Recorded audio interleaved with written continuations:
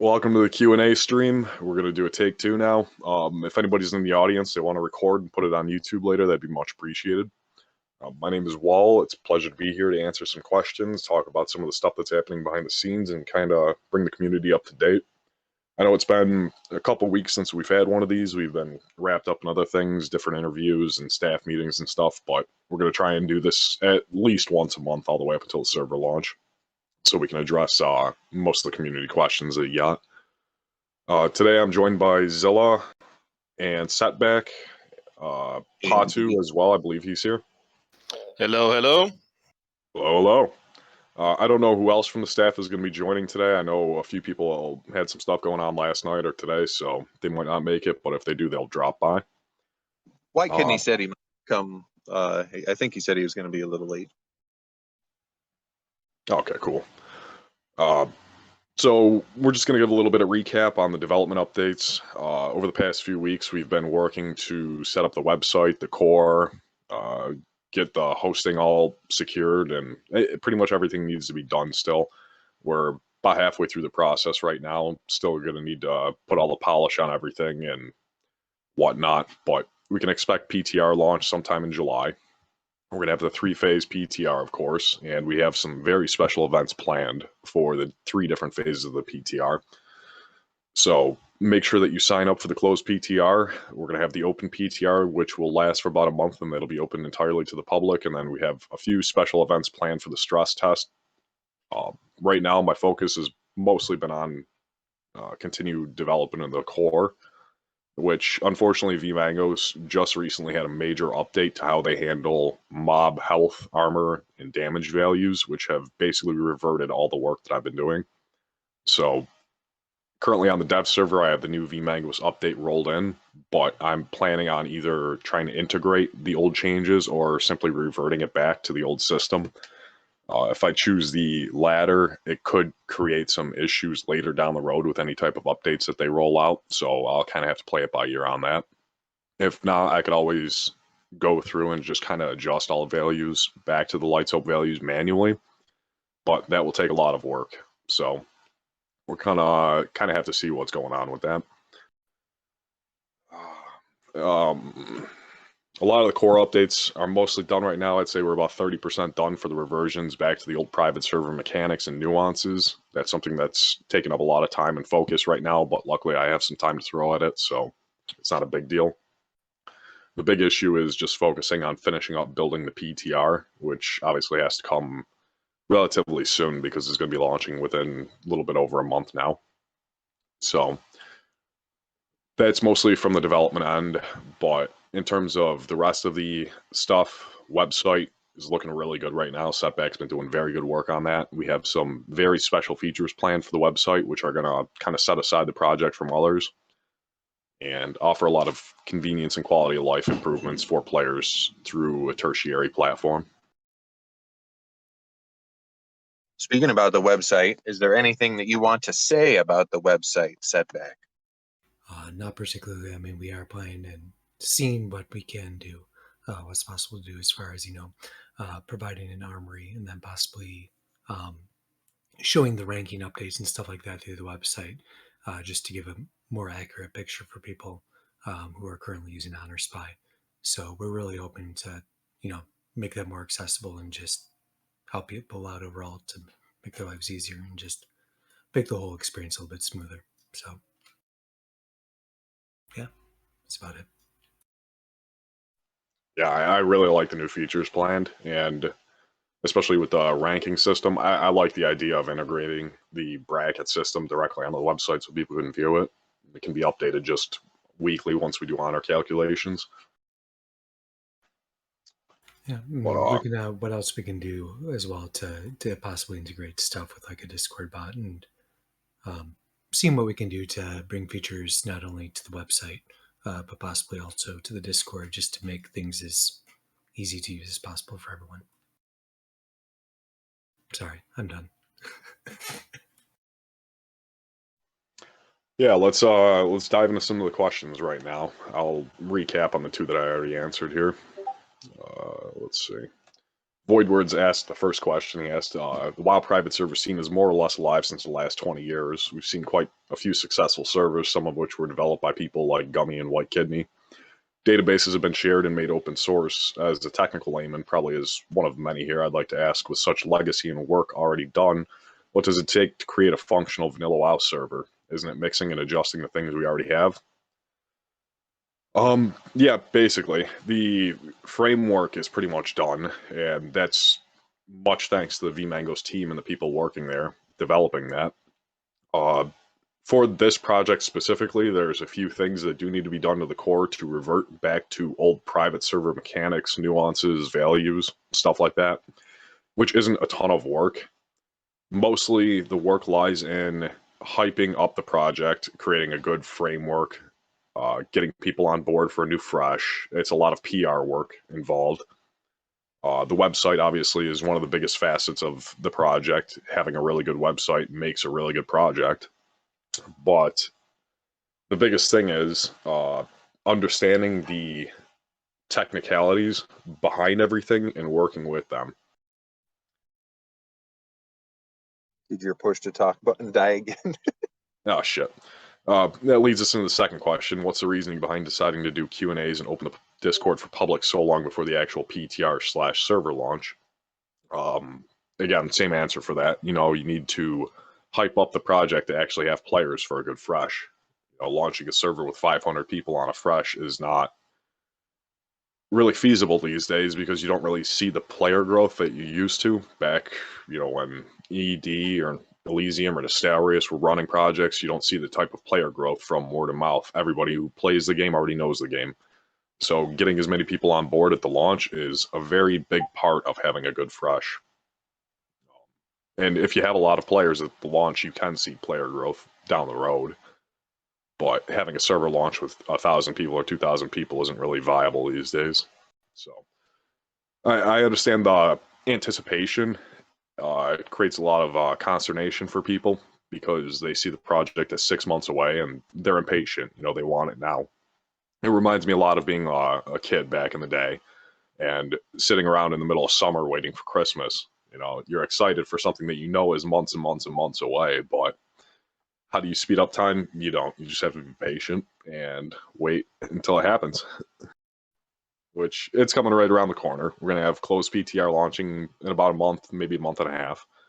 And then the other 2 phases of PTR follow shortly after that, and then server launches. So you're not going to be waiting too long to actually have a game to play.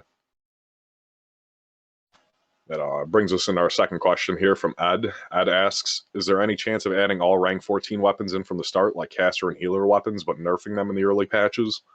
No, we will not do that. I do not intend on creating any custom content for this server. The idea of creating custom nerfed versions of the weapons is not within the scope of the project. What we will do is we're going to launch the server with honor in the game, and basic PvP gear will be available. The primo stuff isn't going to come until shortly after BWL launches. Armor will come first, weapons will come second, and the ability to buy them will depend on lifetime highest rank, not current rank. So if you're ranking early, you don't have to worry about having to re-rank to get the stuff. Just get rank 14 early and you'll be able to buy it once it comes out. The caster weapons will be released at the same time as the other weapons, so nobody has to feel like they're at a disadvantage based on the class that they play. PvP gear, like I said, will launch earlier, but the weapons will launch slightly after BWL, just to ensure that people aren't steamrolling BWL on the launch of that. Crazy asks, what is the plan for competing with Wrath Classic and SOM2? Personally, I believe that Wrath Classic and SOM2 aren't particularly competitors. It's the same thing as, you know, asking how are you going to compete with Warmane or Stormforge.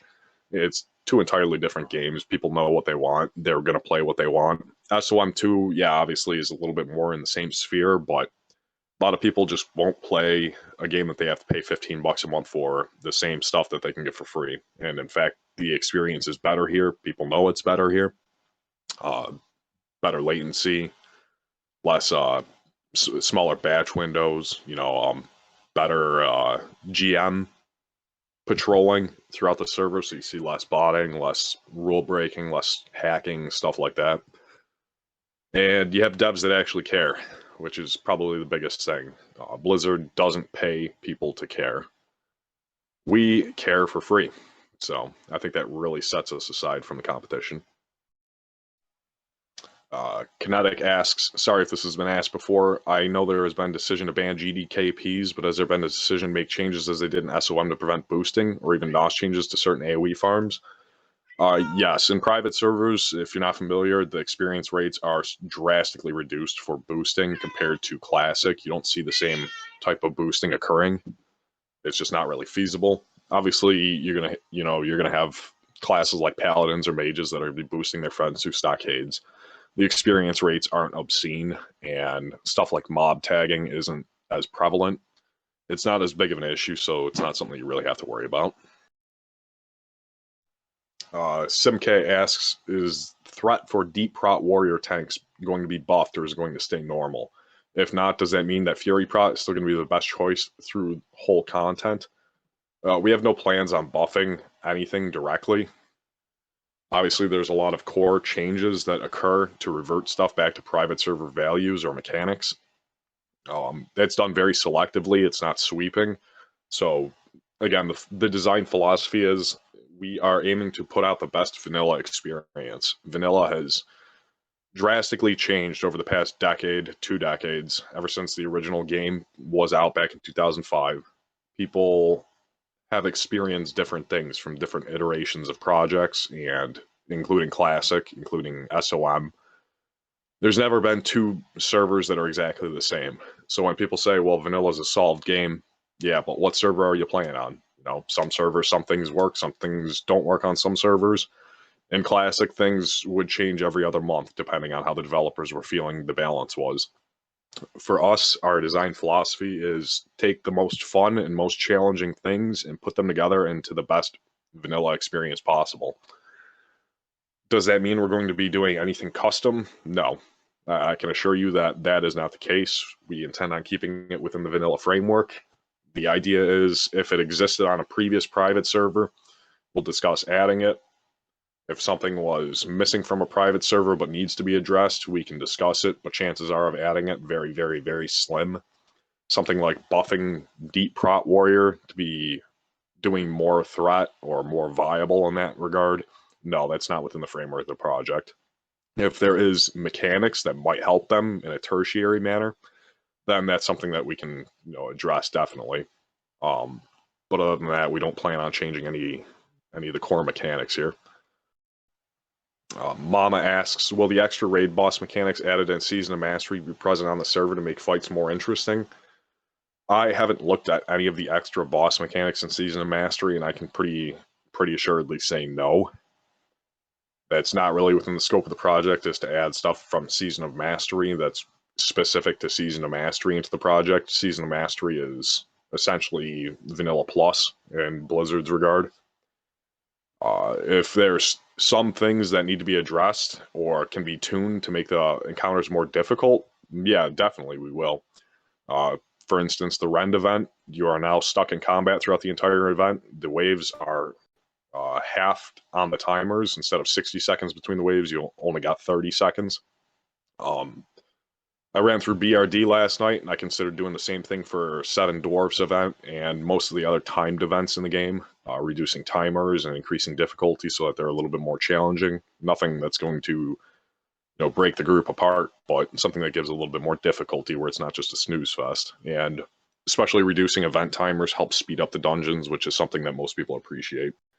Once you outgear it and you're just two-shotting the bosses and the mobs within the event, it becomes just a waiting game, which people don't like doing.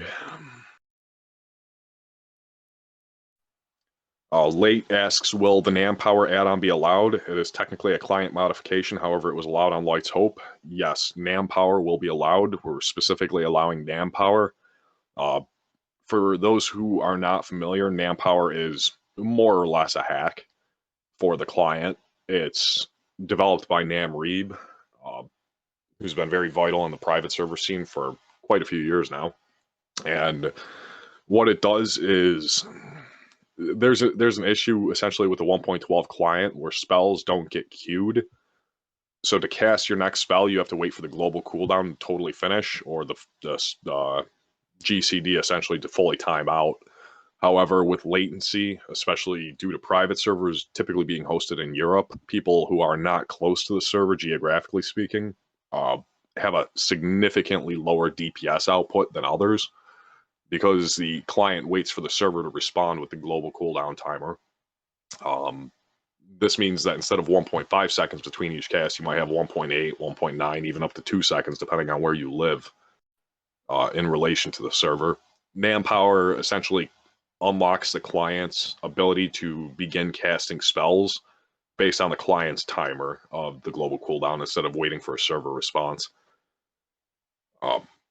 That's the basics of it, but yes, that will be allowed. It's a bit necessary just due to the logistics of private servers being played globally and being located in one spot. You know, it's a very unfair disadvantage to anybody who's not living 20 miles away from the server. So yes, manpower will be allowed. Ed asks, any thoughts to adding shared quest loot in level 1 through 10 quests to help ease congestion during launch? For example, you have to get 7 horns from these mobs instead of a group of 5 needing to get 35. You just group up and everyone can get loot when it drops.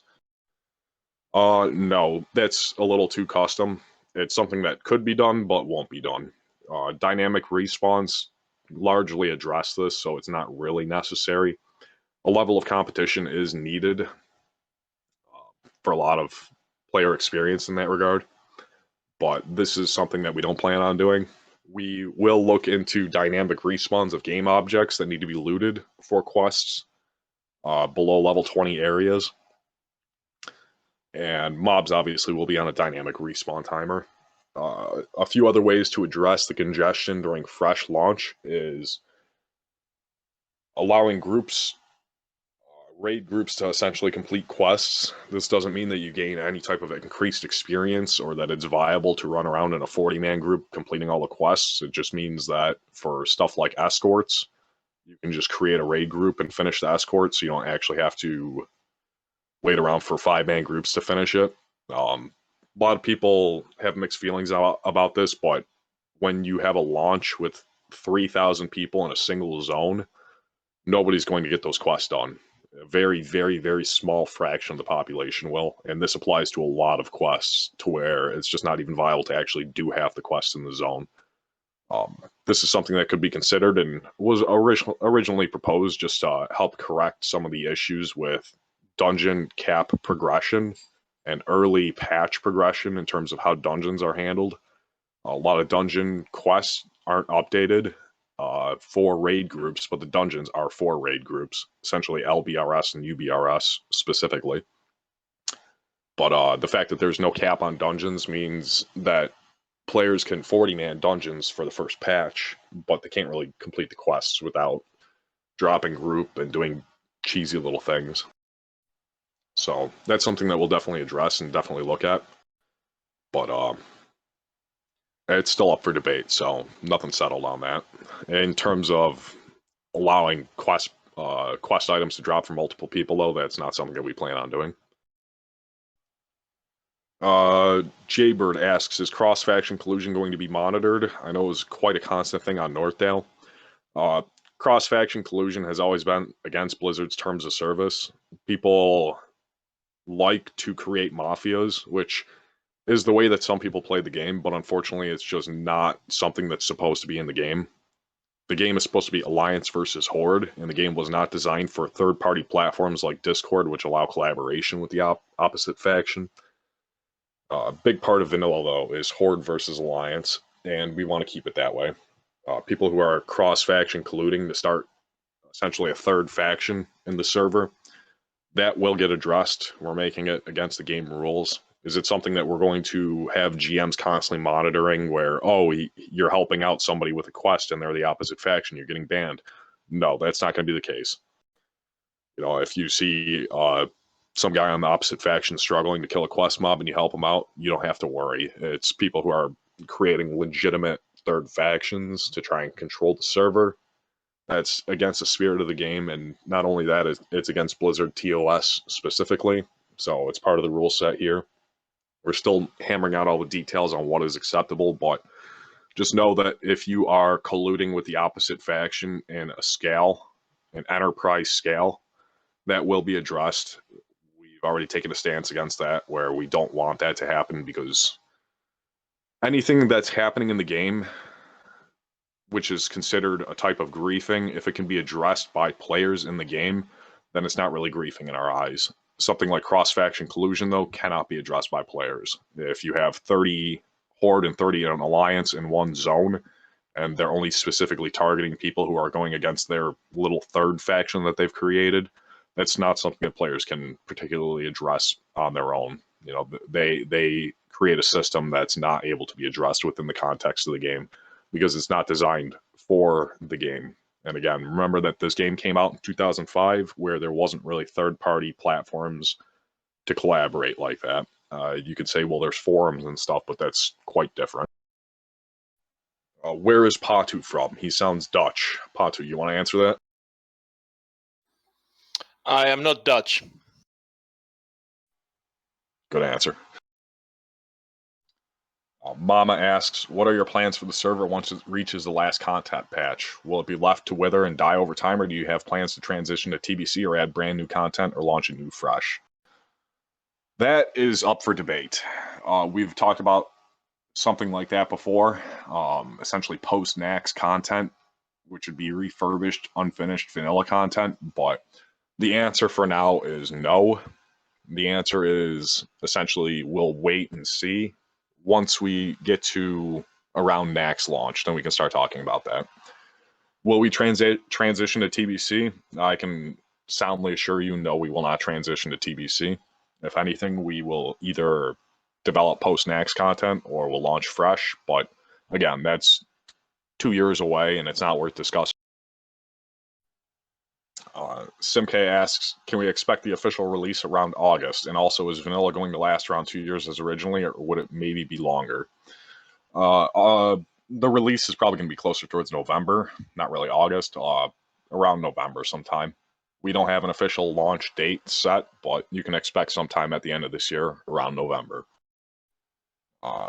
Is vanilla going to last 2 years as originally it would, or maybe longer? Yes, the timeline is planned for about 2 years. We have a specific custom timeline here that will help address some of the nuances with fresh in terms of early patch cycling and early content release. Stuff like Battlegrounds will be in the game a month after launch, along with Dire Maul.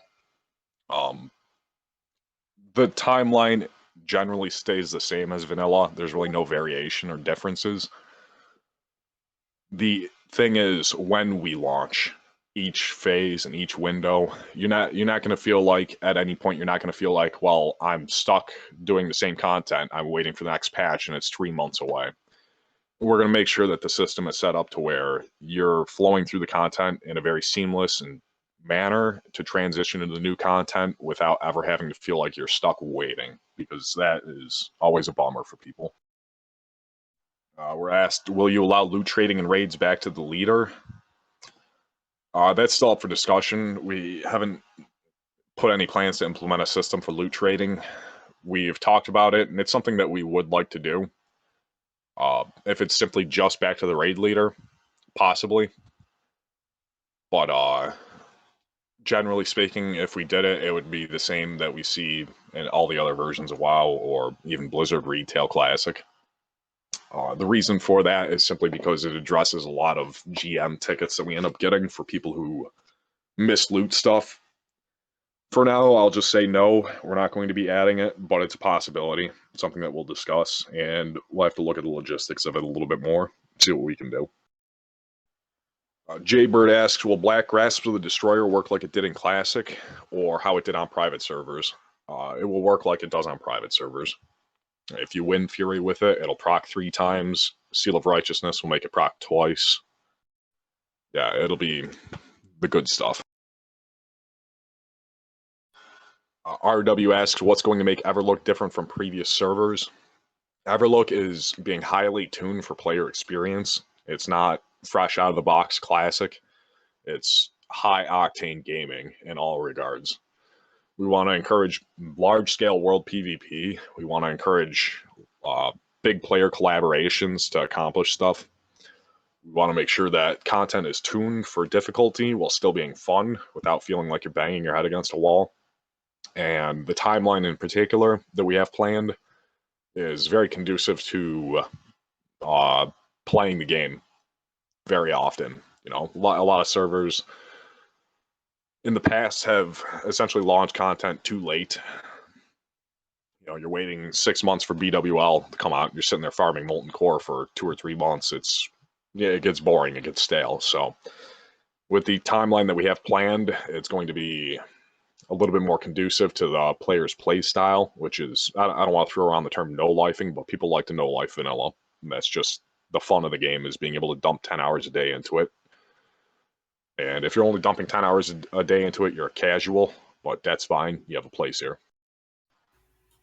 Cal asks, will there be a race, faction, class poll prior to launch? We're talking about having something like that so that players have at least visibility of what to play.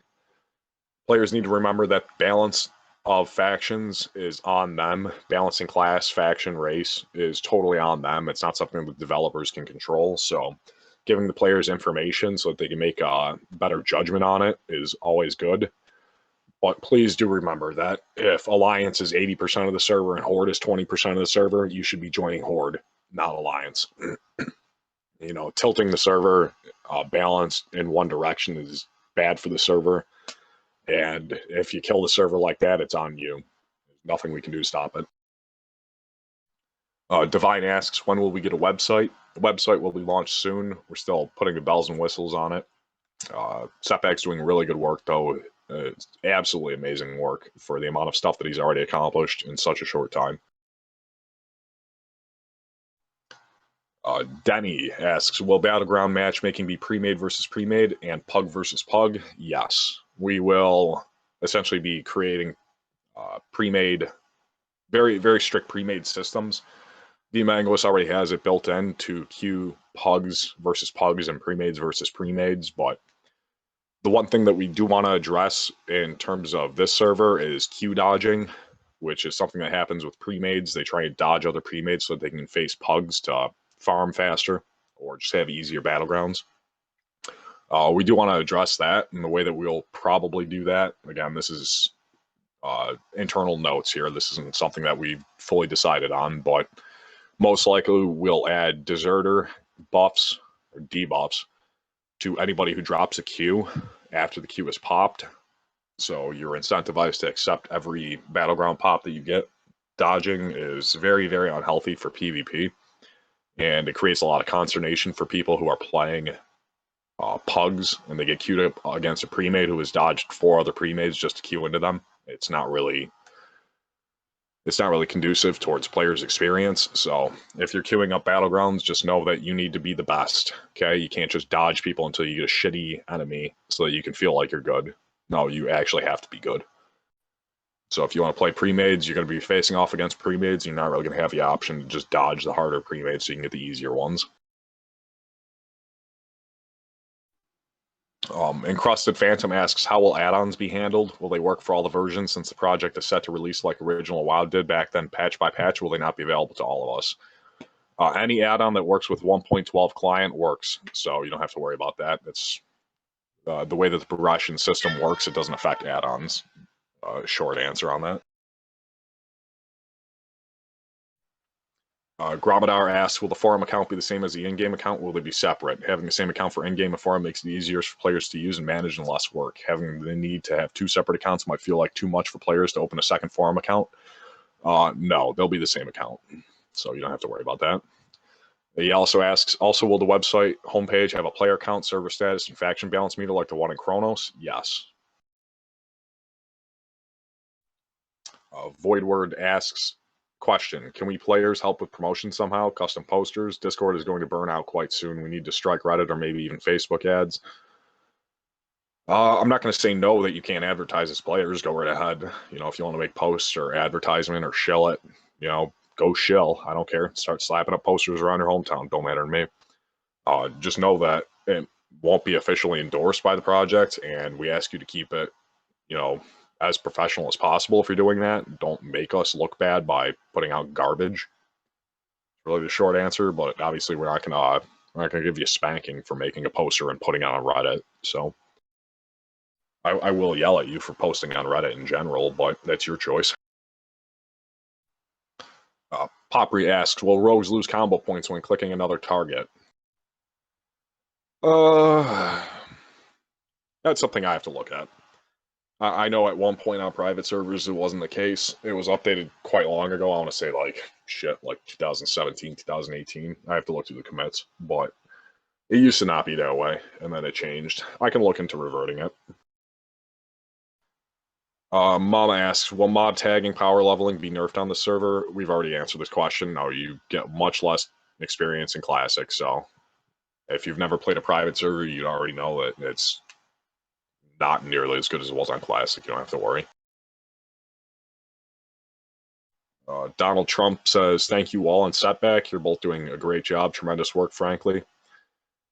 Can you elaborate more on the VMangos update, reverting of your work? Yeah, basically, previously, all mobs had their health minimum, health maximum, their armor, their damage minimum, and their damage maximum values listed explicitly in the tables. Most recent VMangos update within the past week changed it to a more Blizz-like system where all creatures have a specific class. They are warrior, paladin, rogue, and mage. Those are like the 4 NPC classes that you see in game. And depending on which class they were, what level they were, and what their multiplier is, their stats are now determined entirely by that. Fortunately, Britannia, the lead developer of VMangos, messaged me just a moment ago and said that he has essentially inserts that can help readjust all the values back to Light's Hope values using the new system. It'll probably take a little bit of work because the reversions that we had done already on the server were to upscale everything without downscaling anything. So I'll have to go back through that real quick. And in fact, let me read his message right now. Yeah, that's something I'll have to address, but it's something that we can still integrate in the new system according to him. To add on a little bit to what Wall is saying there too, the VMangos changes have been one of the biggest things I've been working on as well with the website. Just because with the recent changes, they've renamed a lot of the table names in the database and things like that. So we can actually just take the old website and, just republish it as is and call it good. There is quite a bit of stuff that needs to be done to adjust for those VMangos changes. And so every single change we see from there, we are having to actually adjust for. Yeah, it's a lot of work just getting all the old stuff integrated into the new systems, but it's definitely worthwhile. And the good thing is VMangos doesn't drastically change as much. Yes, sir. Oh, Setback, what did you say? I missed that. Oh, you just cut out for about half of what you just said. Oh, yeah. I fucking push to talk on a phone so horrible. my thumb slides off the fucking thing and then I just stop talking. That's fair. That's fair. Zilla, go ahead and Yes, just sir. pick up where I left off right now. We're on right below Donald Trump's question. Answer a few. I'm gonna go smoke real quick. I think we're at the respec cap under 50 gold, right? Yeah, I can do a couple of as well. So the respec price will start lower and then slowly go up as the server economy matures. We don't have any plans to have the cap permanently under 50G, but it's definitely something we can discuss and change later on. Master Chief asks, I have a quick one. Will it be like Lights Hope Elysium? Do you expect a lot of people or a casual amount online? And if yes, with how much people do you think you can count at server start? That's a good question. Of course, we hope that we'd get some sort of the big numbers that Lights Hope had. Considering the amount of people on Discord, we are very hopeful that it will be a big launch. But as Wall said, there has to be more hype generated and information spread around. I mean, there's really no way of knowing the future, how many people are going to be on. I mean, there's some servers in the past that had just as many players in there. Well, not quite this many, maybe half as many players in the Discord. And when the server launched, there were, half as many people in the Discord on the server. And shortly thereafter, it slowly decreased. As far as I'm aware, there's some fairly large classic WoW players that are very aware of this server and are planning on putting out more information about it as time goes on. They've been asked to not do so right now, only because the server is still so much. I want to say in infancy. Of course, we're starting to move past infancy as more things are getting finished, but there's a lot of big names that know about the server and are planning on saying things about it. I fully expect this project to grow even more than it's already grown, but there's no way of knowing exactly how many players will be on. Like Padu said, I really hope it looks like this really could be a very large launch and a big project like we've had in the past. Denny asks, will you add the Chronoboon displacer at any point, the item Blizz release that saves your world buffs? No, we are not going to add that.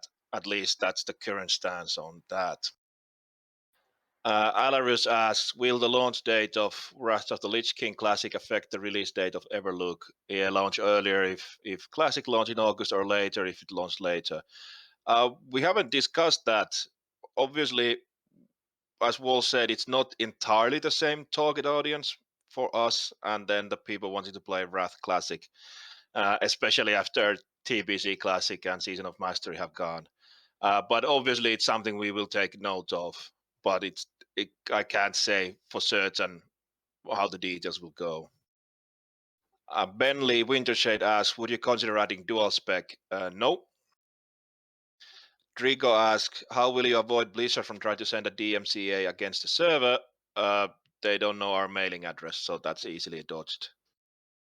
And to be a bit more serious about that is that nobody relevant to the project lives in a country where Blizzard lawyers can easily drum them up, and our server host will be chosen with that problem in mind as well, so that our server host will not just collapse under Blizzard's pressure, if they if they send that. In addition to that, one of the things that we intentionally try to do is not use any of the Blizzard assets on the website. So no icons for the armory, things like that. Nothing can actually be hosted on our server, and that protects the website as well from being DMCA claimed.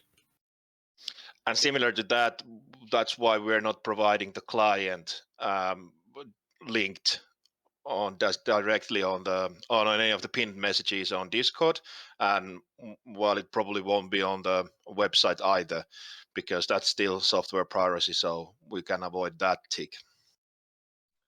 All right, I'm back. Right. Shizen asks, any plans on promoting the server?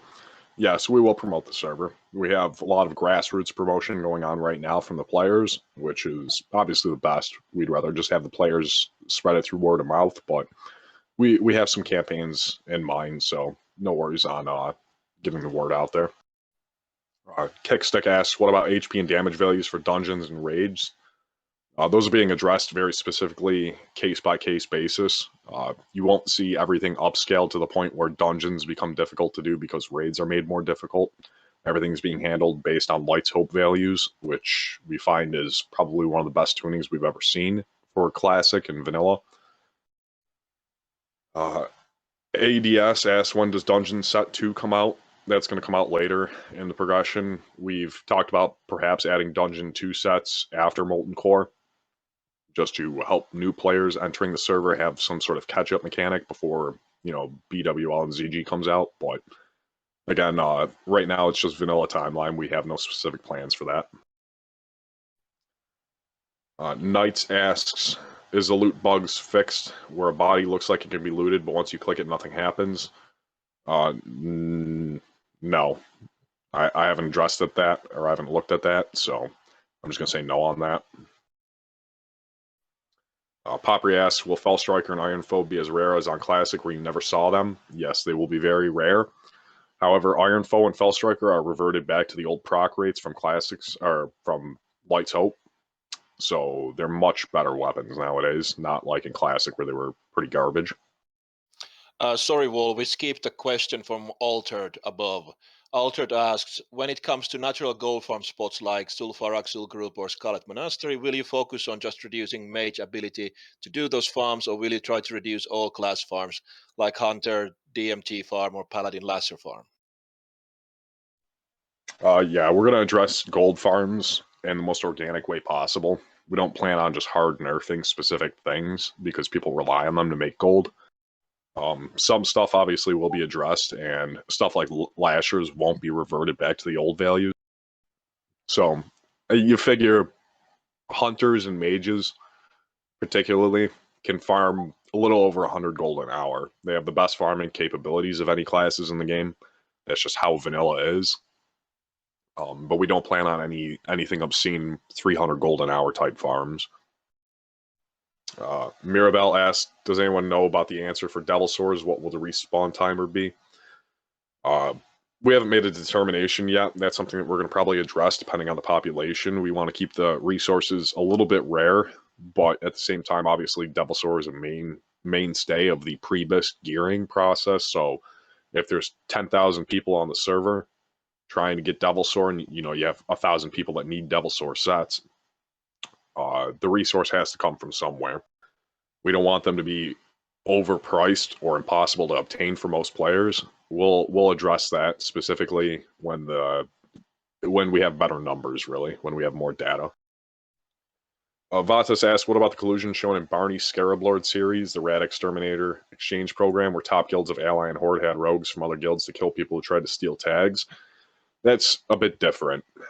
That's a little bit different in terms of cross-faction collusion. If it's, again, the policy is cross-faction collusion is only so when it's negatively impacting the rest of the server outside of your group.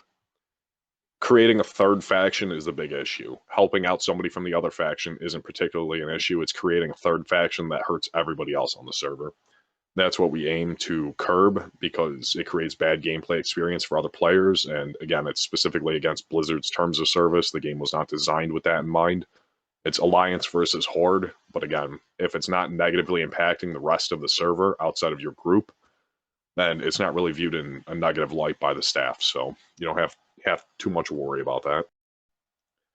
Question, Friesengard asks, are aggressive strategies like yanking, corpse camping, farming opposite faction NPC quest givers against the rule? If yes, what is the punishment?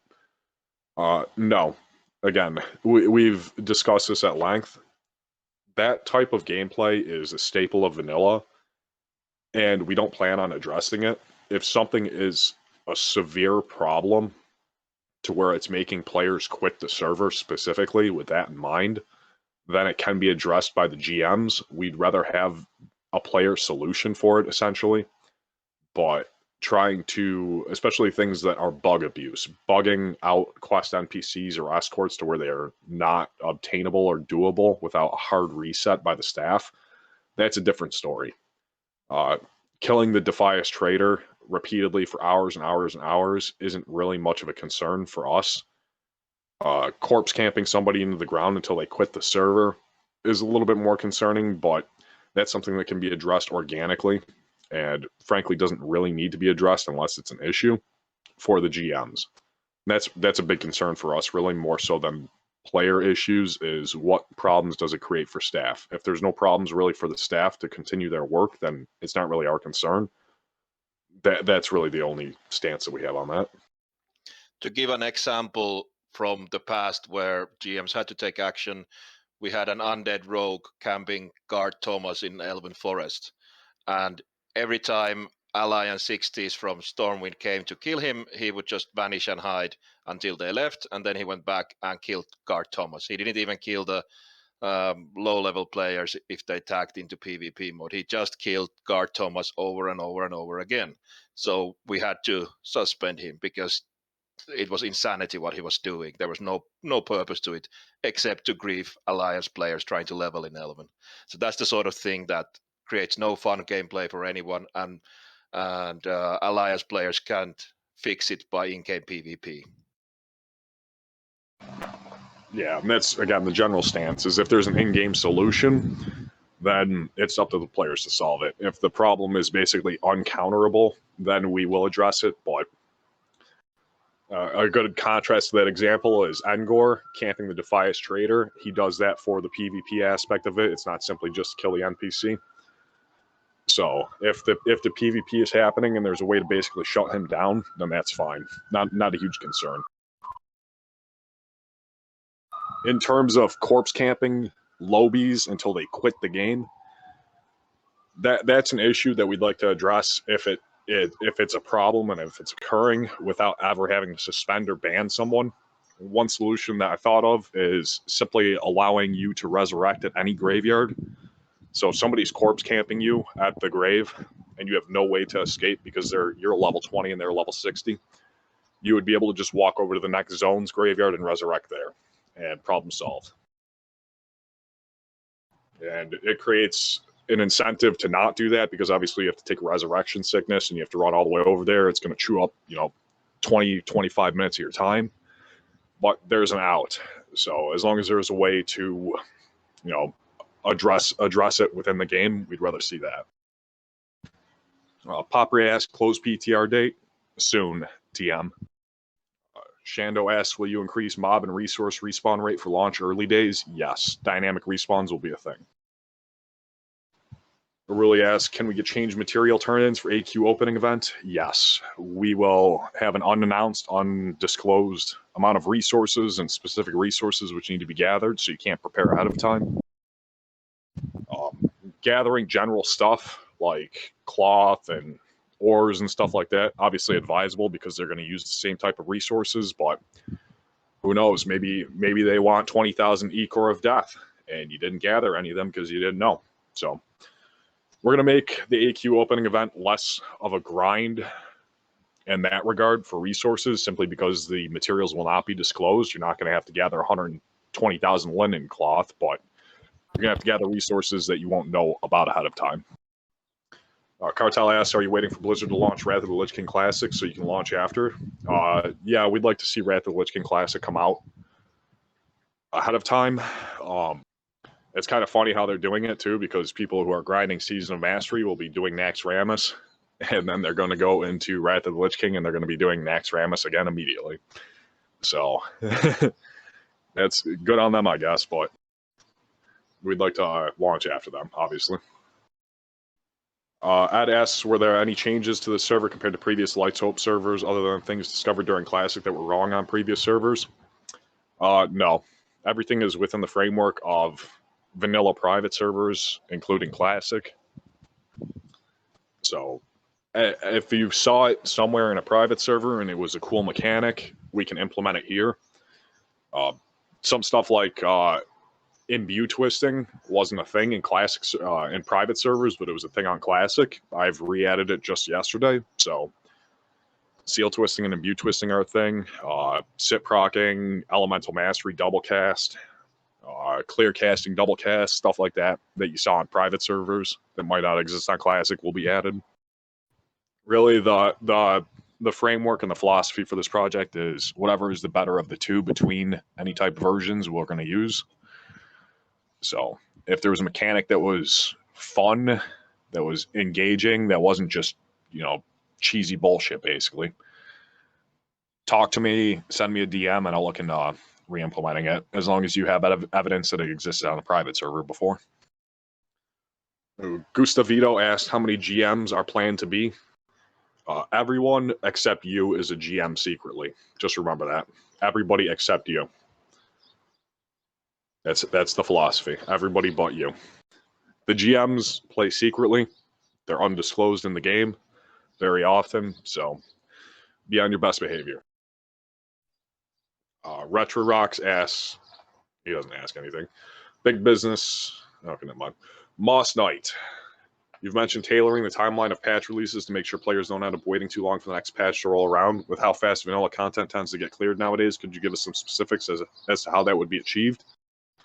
Yeah, basically for like the first month, it's going to be no Dire Maul, no Battlegrounds. PvP Honor will be in the game, but no Battlegrounds. After the first month, Dire Maul will release, and that's going to be right around the time where the first Molten Core clears start happening. So we want Molten Core to get cleared before Dire Maul releases. We figure about a month is pretty appropriate. Battlegrounds will get released with Dire Maul. There will be no Battle Masters in the game for the first month of Battlegrounds. Battle Masters will come approximately 2.5 months after server launch, so small little nuances that kind of change the meta of vanilla will be added very specifically for this server instead of big sweeping patches.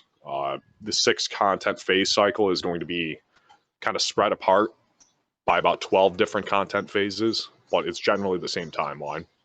Things just get a little bit more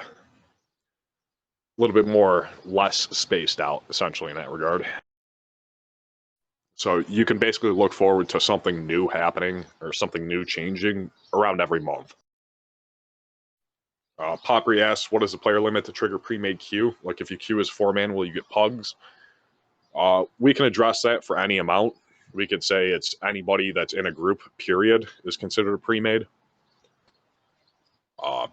Just really depends on how the ranking meta is going to be, which is something that we'll kind of look at based on data that we collect over the next couple of months. Retrorock says that harder content will kill the casual gameplay. You disappeared, Wall. Ah, shit. All right, Retrorox basically says that harder content kills casual gameplay. You know, the raids are fine the way that they're tuned right now. We disagree. Casual gameplay doesn't really suffer because the raids are harder. In fact, it's quite the opposite. Dad guilds will happily wipe on Valistras for 4 weeks, and they'll keep going back, and they'll keep doing it. It's the hardcore guilds who tend to get bored after they clear the content the first week, and then raid log and don't come back. So that's not really particularly true. Casual gameplay is often rewarded by social aspects of the game, which we wish to encourage more. And that's how you keep casual players coming back, is through the social aspect. What is our stance on loser pre-mades? One made just to lose fast as a form of grinding honor. If we see anything like that, where people are purposely using dummy accounts or straw accounts to sandbag for faster honor grinds, we will address that, because that is a form of cheating to gain an advantage by... That falls in cross-faction collusion. You're hurting everybody else by using 2 factions to essentially gain an advantage. That will be addressed, and if we find anybody doing that, we're just going to outright ban them. Like, I'll tell you that right now. You are not allowed to use alternate factions to sandbag for honor grinding. You're fucking over everybody else that's honor grinding. That's not in the spirit of vanilla, not in the spirit of the gameplay, and will not be allowed. Mama asks, will you change NPCs and items named after disgraced ex-Blizzard employees such as Field Marshal Afrasiabi? We have no real plans on doing that. It's one of those things where Blizzard changed it for a PR issue. Alex Afrasiabi is a piece of shit. He ruined Paladins. I hate him forever, but am I going to change his character name in-game or all the references to him? No, I don't plan on doing that. It's one of those things where he's not my employee, so I really don't have any business with that. I could consider it, but that's not a plan, so no. Retrorox asks, since you have indicated you will nerf DME farm lashers, and plus to this, the server expectations are being 5k plus pop, have you any plans to increase herbs and non-rare NPC respawn rates? Yes. In terms of resources, they're going to be dynamic depending on player population. For low-level stuff particularly, higher-level stuff not so much, but we will address respawn times based on the player population. Voidwords asks, how would you describe Everlook's ambitions as compared to, let's say, Nostalrius? Nostalrius was an entirely different beast. It really was. You know, this was back in the day when vanilla private servers weren't what they are nowadays. You know, the magic and the mystery still existed. You look at back on old private servers, people more often than not thought Horde was better for PvE because of Wind Fury. Well, times and information have changed that. So obviously the meta has changed for a lot of stuff. Min-maxing is a lot more prevalent nowadays, which is why Nostalrius launched with the aim of giving players the vanilla experience that they all appreciated from back in the day. This server is launching with the expectation of giving players the vanilla experience that they want based on what they know. And that's a big difference between Nostalrius, is they didn't know back then what the game really was in terms of intricacies. So we aim to have high octane gaming, large scale world PvP, difficult challenges to keep players feeling accomplished, and stuff that's engaging, you know, and quality gameplay. That's really the goal, is quality gameplay. Chef Fatbeard asks, not sure if this was answered, but if you make an Alliance tune, can you make a Horde tune on the same server? Yes. In fact, I'm even considering adding the ability to mail between Alliance and Horde alts on the same account, specifically on the same account, simply so that you can avoid less of a headache with the neutral auction house. If that's something that is still up on the table for consideration, so don't expect that. I'm not going to say that that's any type of stance that we have, but basically you weren't allowed to back in the day. Now that private servers exist and accounts are totally free to make, there's really no point in not allowing cross-faction accounts within the same account. And in that regard, mailing between alts on the same faction is something that's up for debate, because it's just more so a back-end quality of life change. Will you be adding Dungeon Finder? Asked Chunk. Hell no. Don't expect that. Eddie asks, how are decisions made within the leadership team and Everlook? Is it straight vote, or do some people like Whitekidney have veto power? Whitekidney is the head honcho. Whatever his final decision is on the matter, it's basically what it goes with. But other than that, we pretty much have total agency over what we're doing. All the work that I've been doing on the core, I'm throwing up on the GitHub, and if Whitekidney or another developer wants to say, hey, we need to address this, yeah, I'm more than happy to listen and take into consideration whatever they want. But we're pretty much free agents in this. Whatever we're doing is the work that we're doing. And again, because it's free volunteer work, it's not like anybody can really say, well, you need to do X, Y, and Z. Well, we want to do X, Y, and Z. So we're going to accomplish that. And if there's an issue, then we'll talk about it with the staff internally. Big decisions, though, I'll get reverted to Whitekidney and for final say, essentially. If he says, no, this isn't going to happen, or yes, this is something that he wants to happen, then we work towards that. That's basically it. What is the stance on tier 0.5 sets? A lot of players want to see the Dungeon 2 sets earlier on in progression than they do later on. The problem isn't even the Dungeon 2 sets, it's all the other shit that gets added with it from the dungeon bosses that you summon. It's very, very highly tuned. It's post-Nax tuned gear, basically. Or it's not post-Nax gear, but it's like the gear is tuned for Nax environment, patch 1.12. Early progression items are garbage for the most part. The tuning is pretty terrible. A lot of the stuff is kind of jank.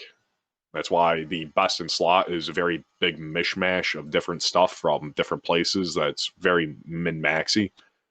Dungeon 2 sets themselves aren't super overpowered considering the time and cash, the gold investment really to make them. And it's something that gives people a good grind. The problem with Dungeon 2 is that it doesn't come out until, you know, around Nax Ramus, where nobody's actually going to bother getting it and nobody cares to get it. So in that regard, we don't want to see them on launch because it throws off the pre-bis meta. But something that players need to remember, and this is often an argument I hear with progressive itemization, they say, well, I want the bad items because I want the game to be harder. Okay, but when the server's 2 or 3 months old and you've already surpassed that gear, what about then? Are you still looking to grind, you know, some garbage green belt to wear as your pre-bis after you're already in BWL on your main account and you're just gearing up an alt? Or would you rather have the gear already change? And again, this is the big facet of progressive itemization. People want to experience things as they were, which is excellent. I fully agree with. But once you've already experienced that, what then? You know, and if we have progressive itemization, the stuff that becomes good later on, like Banthox Sash, you will never, ever, ever use unless you're re-rolling an alt after it's been released. And for something like Dungeon 2 sets, which don't get released until what, patch 1.11, 1.12, something like that, 1.10, like way later in the game, you will never experience that. So if your goal is to experience all the magic and mystery of vanilla, then that has to be addressed in a very specific fashion. So in that regard, I would personally like to see Dungeon 2 sets and the quest lines and all the items associated with that launched after Molten Core is already on farm for people. And at that point, they're trying to gear up alts for BWL, and having Dungeon 2 sets and stuff like that from later patches being implemented would drastically help them gearing up alts. It would help new players to the server who join during BWL or AQ, help them progress a little bit faster. And there's a lot of arguments to be made for it. But obviously, it's not something that we want to see in launch, because then it just totally throws off the previous meta for the people who are playing for fresh. So that's something that will be addressed on a case-by-case basis for a lot of things. But for Dungeon 2 sets, again, personal opinion, this isn't a stance or a decision that we've made. Personally, I'd like to see it launch after MC is on farm before BWL, as a way to gear up alts in a fun manner, essentially. And especially, too, if you've played through from the day that the server launches all the way up until before BWL, when D2 gets launched, you will be able to go through different gearing progressions and different pre-biz metas, essentially, on different alts. So you get to experience more of the game, essentially, and not just the same cookie-cutter grind for each account that you're making afterwards. What's the current state of the popular combat bug? Voidwords asks. I'm not sure what you're referring to. Are you talking about getting stuck in combat? I'm not too certain what you're referring to. Agdar asks, I don't know if this is addressed, but will respec costs be reduced from the original value? Yes, they will start off small. They will grow over time. We figure respec costs are probably going to be capped at first to 10 gold max up until before BWL. Basically, every patch, they're going to go up by about 5 gold, starting off at 10 gold cap and eventually reaching 50 gold by the time Nax Ramus rolls around. That's just to kind of adjust for the expanding economy, like Patu said earlier. Mirabelle asks, on the Northdale server, if you play as a Warlock or any other class that has a Fear and Coil ability, when using this ability, the target will start running in Fear in one direction, and after it ends, it will appear in another point. Will this bug be fixed? That's a client issue, from what I'm aware of. That's not something that can really be addressed. There's a bit of intricacy in that. It's a lot to do with latency and the client itself. It's not something that we can really address, though. Or if it can be, I don't have plans on addressing it because it's not really within the workload that I've got going on. Sorry, I cut out. That's more something that I would leave to the developers of VMangos to address, because I've got other stuff I'm working on right now. Peekaboo asked, any idea on what you'll have for Lupo/Broken Tooth spawn timers?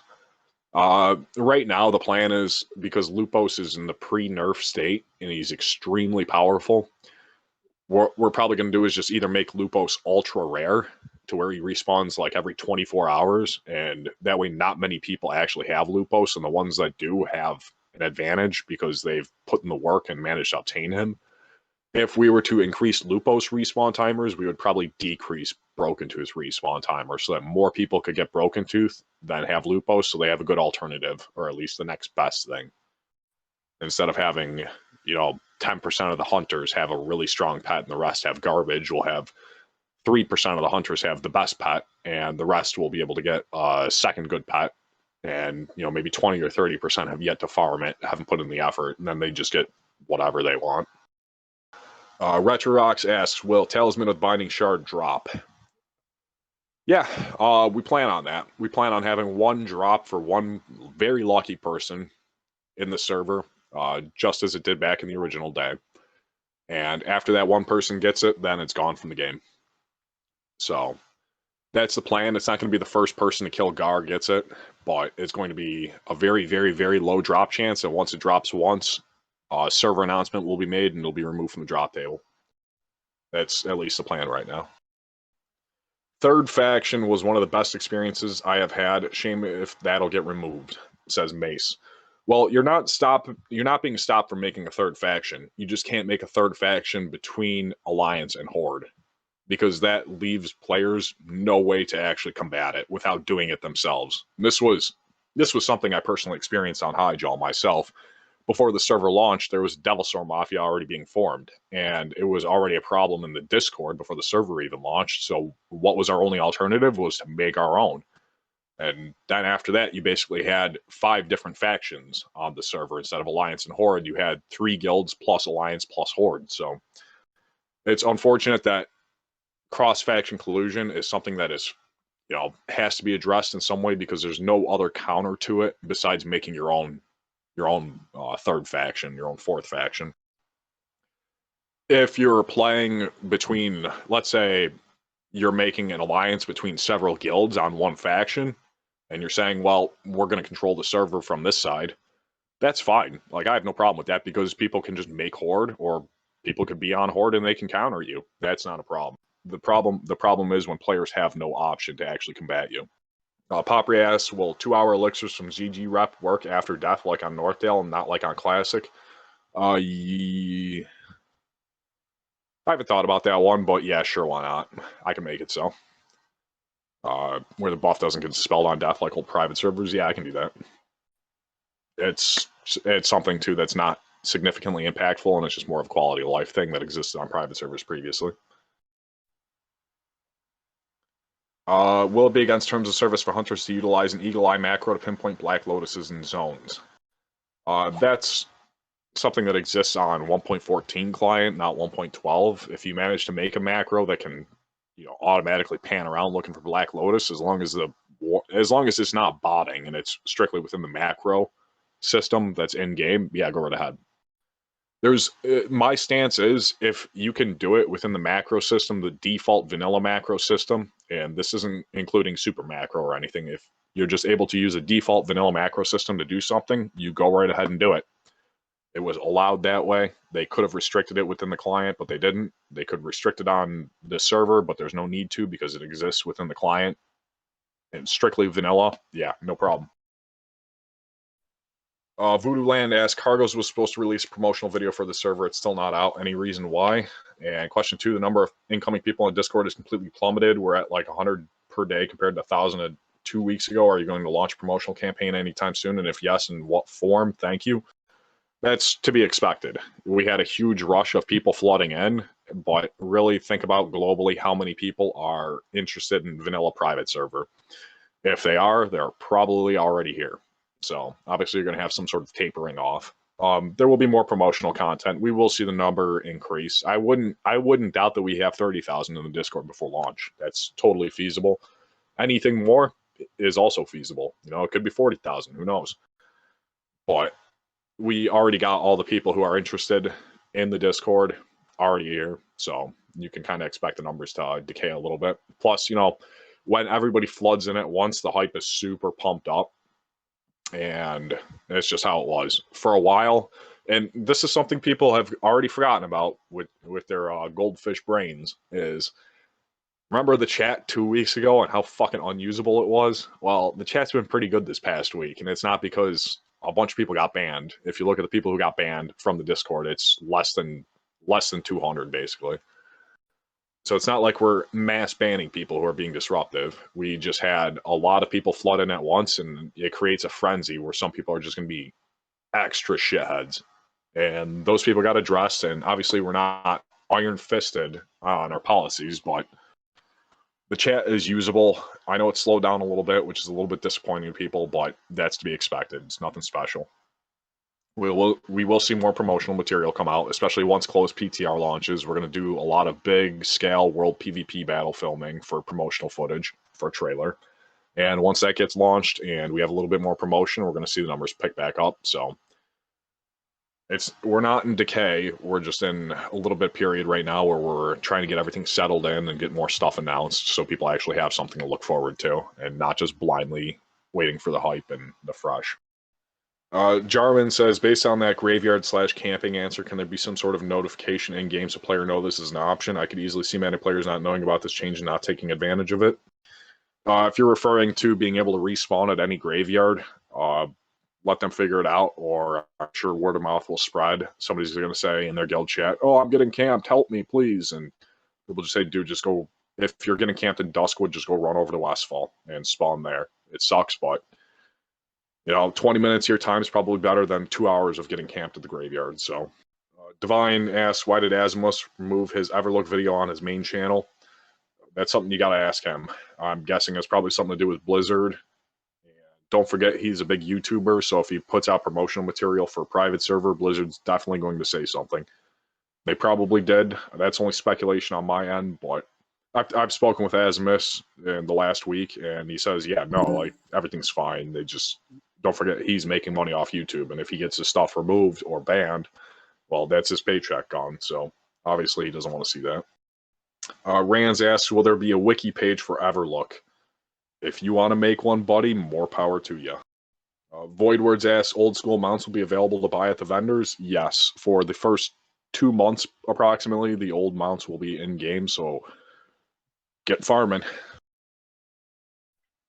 I can take the next one. Yeah, if a group of players is dedicated to harassing me and following me from zone to zone around the entire map, with the only goal of preventing only me from leveling, should I complain to GMs? This has happened in the past. Note this has happened while I'm not streaming. Yes, please make a ticket. The procedure is that first you put the player on ignore, and then there is the PvP solution, and if neither one of those works and it's persistent and continues for an extended period of time, then make an in-game ticket and a game master will look into the situation. I can't say any more about what will happen than that because it fully depends on the context and the details.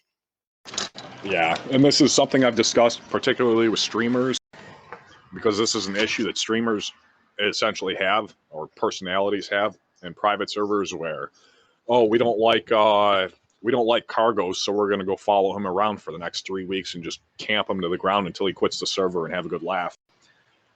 If that's happening and there's organized, harassment of a player between a bunch of people, specifically targeting somebody because of who they are outside of the game itself, that's something that can be addressed. And I've talked to this too. If somebody is playing the server as a famous personality or some sort of e-celeb status, and they're being targeted because of who they are in game, I'm willing to discreetly change their name as long as they are not actively streaming their antics on the server. So it makes it more difficult for people to target them specifically. That's under the condition that they're playing discreetly and they're playing anonymously. If somebody finds out who they are and then starts harassing them because of that, I'm willing to change their in-game name. That's simply, again, this is a solution to a problem that doesn't exist for very many people. So we're talking 10, 15 people that might have this happen to them. Patu, if you want to do a few more questions right now, I'll smoke again. Yeah, sure. Black Lotus, yes. My understanding is that Black Lotus will not be bind on pickup even at launch. I think that Jack was... Lamino is asking whether GMs fix Alterac Valley Alliance backdoor glitch and fix their error. I have no idea about if that is something that can be fixed, because some of these stuffs are depending on level geometry, and that's not something we can do lots about without adding a custom patch and so on. So this is probably more to do with the VMongoose team. I can fix that. I can fix that by adding invisible wall objects to make it impossible to actually jump through. You're going to have to show me stuff that is considered abuse within Battlegrounds specifically. There's a lot of stuff like wall jumps and stuff that exists that are staples of the Battleground, but if anything's considered out of bounds or too abusive of the map itself, then I can address it. So you just got to show me. Log into the dev server and show me this afternoon.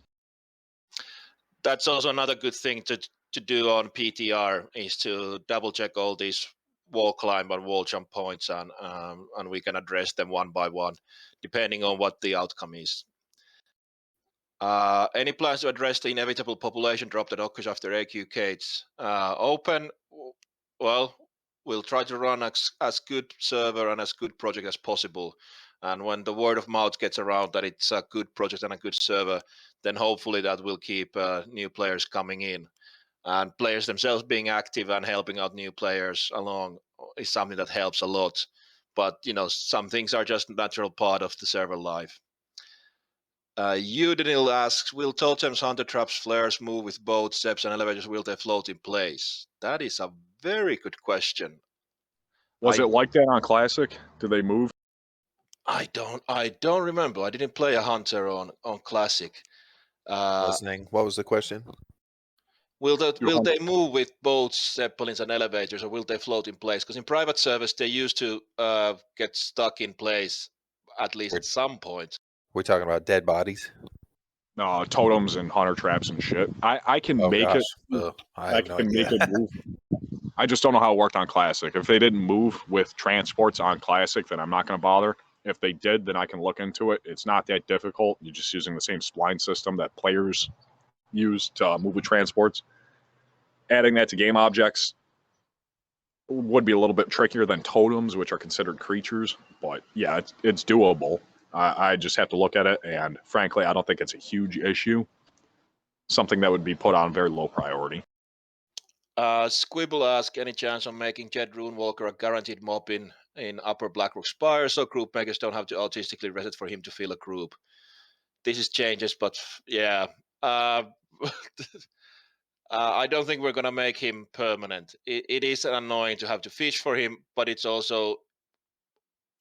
is part of the fun, so to call, of raiding Upper Blackrock Spire. Kamex asked about multiboxing. Is it allowed to tap between two characters leveling? No, it is not allowed. The only exception to multiboxing is you can have two characters online temporarily in a friendly or neutral city for trading, crafting, auction house, portaling, that sort of thing. And again, temporarily. So not a permanent thing, and you definitely can't boost your own alt. It's a MMO. Please make friends. Tylee asks. Yeah, you can read it. Okay, Tylee asks, is there a pre-made priority going where if you're in a group of like 5+, will you get matched with pre-mates? Yes, but the exact number in the group is up for discussion, and of course there we can and will make changes based on how things shake up on the server itself. Can reflectors reflect a spell after it's been cast and is in mid-air? If someone pump pyros and is traveling to me, can I reflect it back since it's already been casted? Was it that different or classic than it was on private servers before? It used to get calculated from what I'm aware. It used to get calculated on cast. Now it's calculated as the spell hits, whether or not it can be reflected. I have to test what it currently is working as in VMangos, but I'm pretty sure it's able to be reflected once it's already cast. I'll have to check on that, but if it's different in Classic or Light's Hope, whatever it is in either of those values, I'll ensure that it can be reflected after it's been cast, just because that's better gameplay. Real quick, Britannia messaged me. He said game objects cannot board transports. The vanilla client does not support it. It's a strictly new Classic 1.14 client thing, so no. The answer is whether or not totems and traps and shit can move while on a boat. The answer is going to be no. Great. We asked, will there be Moonwalk? Of course. Deathmonger asks, cross-faction auction house? No. Well, I mean, you have neutral auction house for that purpose. Nikosi asks, in 1 month and a half, Wrath Classic comes out. Would it be in 2 months the fresh? We don't know. Nobody knows. And Varimatra asks, if I remember right, backstab shred from front by Wigglefast was a legit mechanic. Will it be here the same? Yes, it should be that way because that's, again, vanilla client issue. Smedgy asks, wait. What was that question, Padu? It's the rogues can backstab or shred from front of the character if you wiggle and really fast. I think it's not a vanilla client. I think that's actually fixed on vMangos. I'd have to double check and test it, but I don't think that actually works anymore. I stand corrected then.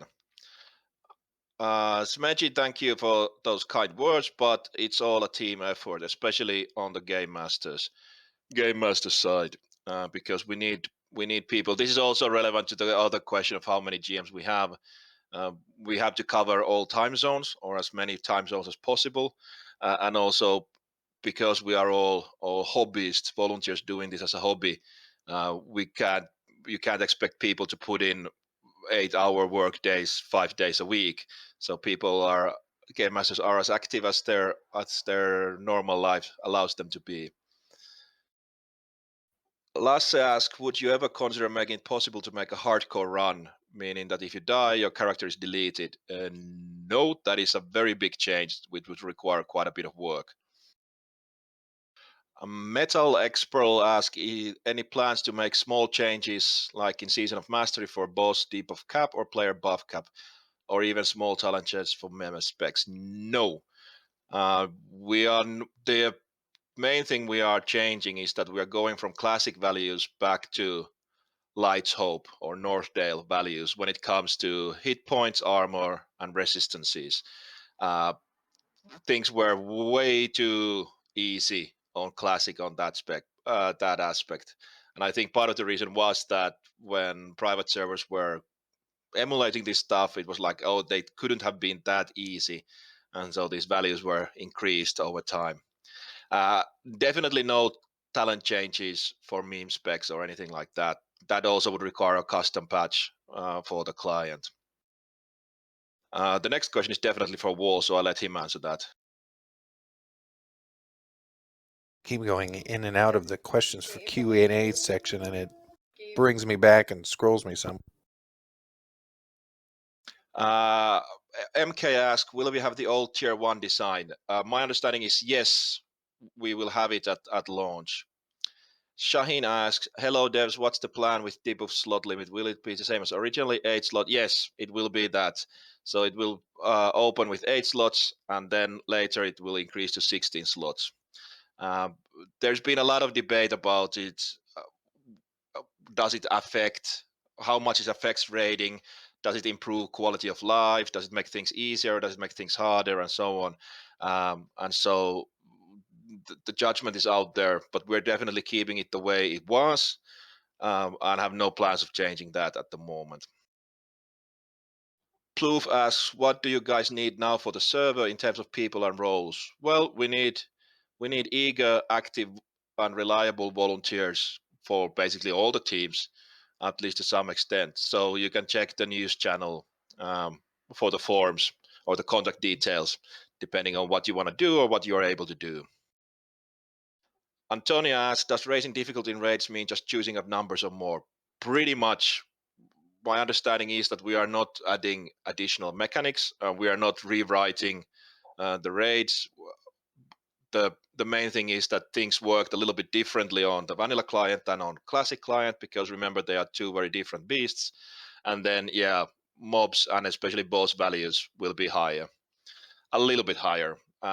The problem here is that theory crafting has always brought up that if you pump the numbers up massively, then it will just mean that, yeah, the hardcore guilds will stack even more warriors or even more fire mages, and you have no room for anyone else to go. And then the dad guilds or casual guilds don't get anywhere, and nobody is really happy. And so we are not planning to like increase the numbers to any crazy amounts. Just that the margin of error will be a little bit smaller than what it was on classic. Mirabel asks, how will account sharing system work? It will not work. If you give it away for free, or you borrow it to a friend, or you sell it, the end result is the same. It will be banned, and there will not be unbans for any sort of account sharing.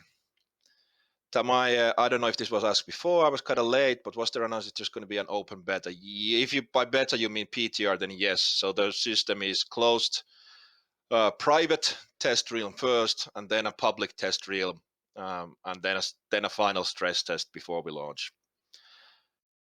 Carl asks, stands on mage selling portal service / warlock summoning service. That's fine.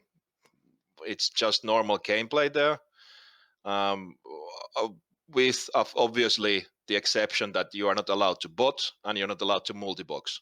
So you won't see the taxi services that were happening on Classic, because those pretty much relied on automated bots keeping summoners or mages online and active, and also running multiple accounts, so you could do them by one human being. So that will get you banned. But as a normal part of the gameplay, absolutely allowed. The Gaming 5 asks, if you guys get a cease and desist, what will you do, and what version expansion is this server? We've already answered those questions. That's pretty obvious. Squibble asks, will player skeletons be left in place? Yes, there will be places carpeted in white bones, and that's the way we like it. Santa Claus asks, will it be allowed to sell, for example, Blackstone ring drop from Marodon? Yes.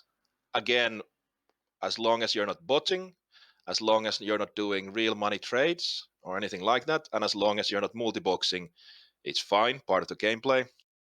Mirabel asks once more, will it be possible when using the flight from location to another location to get off at any other point that is along the road, meaning the next stop or the flyers of which you are flying? I think that is impossible currently, but I would have to leave that to Wall if that is a change to make, because that was changed at TBC, I believe. Void Wars asks, what is your greatest worry as a developer? Well, I'm not a developer, so I can't ask that. Setback or Wall, you want to answer that? Setbacks, taking a nap. And I guess Wall is still trying to catch lung cancer. All right, sorry, Void Wars. You'll get an answer later. TBC asks, how will you script the dynamic response? Like Classic is there is a player number. Once there are more than X players in an area, the dynamic response system starts, and so then both game objects and the monsters start spawning a lot faster. I don't know the exact details, so I'm not going to go into it any further than that, unless Wall wants to answer. Yeah, my mic fucked up, so let me redress again. For flight paths, yeah, you can log out and essentially get dropped off at the next spot. So if you fuck up on a... There goes your mic again. Yeah, can you hear me now? I hear you. Right there. Yeah, so if you fuck up on a flight path, just log out and log back in, it'll drop you off at the next spot. What is our greatest worry as developers? That's a tough one. I think it's different for everybody who's doing something different in the team. You know, I'm sure for Setback, his greatest worry is probably, something fucking up with the website and then fucking up accounts, which is not really likely. But, it's a very personal question that's kind of redirected towards everybody within their individual roles. For me, my biggest worry as a developer is making sure that stuff is ready to go when it launches. I'd hate to see, I fucked up this mob value and people can't get through this one part of the raid or the dungeon, so they're like brick walled on it, and then I have to restart the server and redo it all while people are like doing a world first or the server first clears. It's like that's my concern. So I want to make sure everything's play tested properly to know that everything is everything is good. We've already had that issue happen with the Gauntlet in AQ and the Gauntlet in Nax. As I was reverting back to Light's Hope values, I didn't realize the calculations had changed for mob packs that are part of like Gauntlet runs. And like, for instance, the Nax Ramus room before Lotheb, after the boss there, where you go through the Gauntlet, the mobs were hitting for 10,000 damage each. And I'm like, okay, well, that's clearly not right. They're not supposed to hit that hard. They're supposed to hit like 700 each. And that would have been impassable, so I'm glad I was able to playtest that and find that and correct that immediately. Hey, Radix, welcome here. He said he can't talk. I'm just putting him there because he's staff. Oh, cool. All right. Let's see. How will you script the dynamic respawn system as TBC? Like classic instant respawns for quest items, etc., or like Dareshire, or any quest item becomes a choke point? yeah, we're going to look for quest items below level 20 to be dynamic respawn as well, along with mobs. So that's something that we're planning on addressing like that. We just need to find out the tuning that we want to set. Addy asks, will you be planning to add commands for auto queue to battlegrounds like join Warsong Gulch? That is not planned, not at all. And a big part of that, too, don't forget, is the fact that Battle Masters are not going to be in game at launch, so we're going to have a lot of players going to the specific zones to enter the portal. That's going to create a lot of world PvP interaction, which is something that we want to encourage. DMN asks, any plans to nerf AV honor gain to the ground, make it Resource Valley? I have some plans on addressing the AV grind meta. Basically, when AV gets launched, it becomes the only battleground that's viable to actually do in terms of honor grinding. And a big part of the AV grind is grinding the rep, which a lot of players absolutely hate. It's like 2 weeks of AFKing Alterac Valley in turtle mode, and it's not fun for anybody. I'd personally like to see AV on par with Alterac or with Arathi Basin and Warsong for honor grinding. And I'd like to see the rep a little bit faster to get. But in terms of the rep, that's a little bit less of a primary concern. It's more so the honor grinding that comes with AV. That's really up for discussion, though. And we would need to tune it properly if we do anything like that. So for now, we're just going to say no, but we would like to address the AV grind. Minzy asks, is artificial ranking / pool inflation pool boosting allowed? No. If we find out anybody's stuffing the brackets just to gain more honor, we're going to take action against them. Typically, that's done by botting. Not allowed to do that. If you're encouraging a bunch of lobies or random people to get 15 honorable kills a week just so that the bracket's more inflated, that's one thing. Encouraging PvP is totally fine, but using level 1 accounts to stuff the brackets is not allowed. Gromdar asks, are you considering adding the label Progressive Vanilla server onto the project name so that it makes it obvious that this is a vanilla realm? People don't know essentially what the realm is. Yeah, we'll address the PR a little bit more on that. That's something that will be done, obviously. Owler asks, any changes on boss debuffs cap? No, there's no intended changes. We have progressive debuff caps in plan. 8 at first, and then 16 once ZG patch rolls around. If Nax Ramus rolls around and that's something that people want to see more of, it can be discussed at that, but again, the answer is just no for now. Are you going to display real player numbers publicly? I think it's a good thing to entice more players because Everlook's clearly going to be quite popular. Yes, we will have faction count, faction balance, player information available on the website, and some servers like to hide it. Some servers like to artificially inflate it. We have no plans on doing any of that here because, again, this is a passion project. We're not pulling money. Some servers, which I'm not going to name names, but they artificially release player numbers that are not true so that people think, oh, wow, there's 15,000 people playing here. It's really good. Maybe I should buy something from the cash shop. Yeah, we're not going to have any of that here, so don't worry. We're going to have very transparent player numbers and faction balance. North asks, can you please explain why you think reactive reflections are justified over the predictive way every Light's Hope core has been prior to now? If you allow post-cast reflections, people will heavily abuse loss-of-type add-ons with reflections. Again, if this is a thing that's existed in Classic or any private server, we're willing to take a look at it and address it. Being able to reflect something in mid-air, if that's part of Classic, that's probably how it will be. If it was part of private servers, we'll discuss it. But that's something that we have to take a look at, really. And the way it currently works, I'm pretty sure you can reflect something that's already been cast. So I don't even think it's going to require change. GigaChat asks, will we have old macros or new macros? Old macros. 1.12 client macros. You can use super macro to expand the functionality, but it's old macros. Pluff asks, suppose an item dupe is discovered, how will you guys intervene? We have plenty of logs to show anything like that happening. A particular case to note was back in the day, I think it was on Lightbringer, it might have been on Elysium, where the AQ20 rep items for like the rings and shit, they were able to be duped by repeatedly grabbing the item and then dropping the quest and grabbing it again. that was able to be discovered within hours of it happening, and everything that was spawned during that time was removed from the game. All the gold was removed, and the players were banned. So it's not something that it remains a mystery to us. We have plenty of logs that can automatically tell us when something like that's happening. Setback. Late asks Setback. Shino might be shutting down legacy players. Is it possible the Everlook website could have the same functionality? I'll let you address that. I don't know if he's here. I don't think he's really here right now.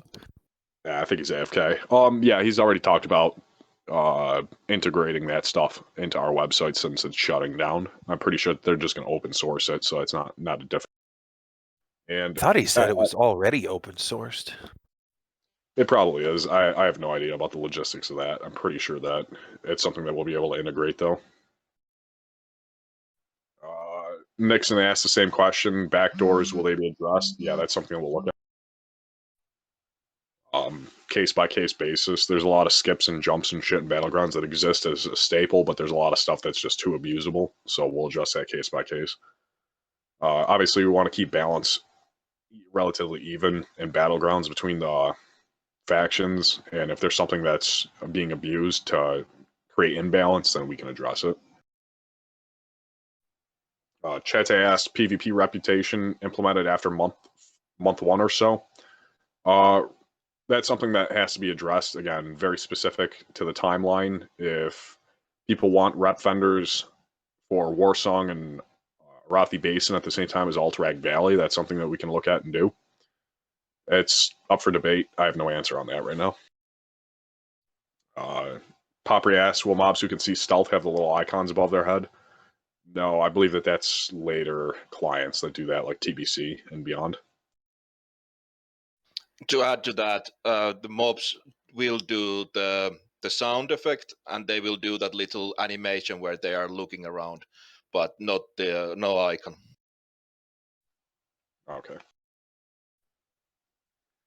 Popri asks, well, I'm sorry, Cal asks, stance on verbally abusing other players with in-game chat. It just depends on what you mean by verbally abusing. If you say somebody's a dummy, you call them a mean name. You cut out. Oh, my bad. Yeah, like if you're there's obviously fine lines on what is constituting verbally abusing somebody or just shit talking. If you're shit talking somebody, that's whatever. If you're essentially using language that would get you banned from the Discord against them in public chat channels in game, that's going to be addressed by the GMs. So just consider the same rules as Discord for the same rules as in game. And again, we don't go around policing private chat channels. So if you're with 2 or 3 of your buddies and you want to talk about, stuff, that's one thing. But if you're in public chat channels just being a shithead, then yeah, you might have action taken against you. Just keep it respectful, keep it clean, keep it the same rules as Discord. He basically wants to know if we're going to increase charges on Crowd Pummer or make it unlimited. No, we have no plans on that. That's a custom change, and if you want to play Feral and you feel like you need the item, sorry, that's just how it be. That's custom content. Shando asks, will level 60 dungeons still drop level 14 gray items? No, those tables have been corrected. If you see that happening anywhere, just post in the bug tracker and it'll be addressed. That's something to do with loot template pooling. It's not something that's supposed to be in game though. Tame, any plans to speed up the reputation grind for the Scepter of the Shifting Sands quest chain? I feel like not a guild will farm it because of private server and they don't want to waste a few weeks for it. No. Basically, somebody will farm it, and it only takes one person to farm it to actually get the gates open, so that's not really a concern. If you don't want to farm it, don't farm it. If you want it, well, then you gotta farm it. Gromdar asks, is it possible to relocate Mancrick's wife to another location in the Barrens for a new fresh Barrens experience and heat up Barrens chat? Is this considered to be a change? That's fucking hilarious. That's a funny idea, but no, there's no plans on doing that.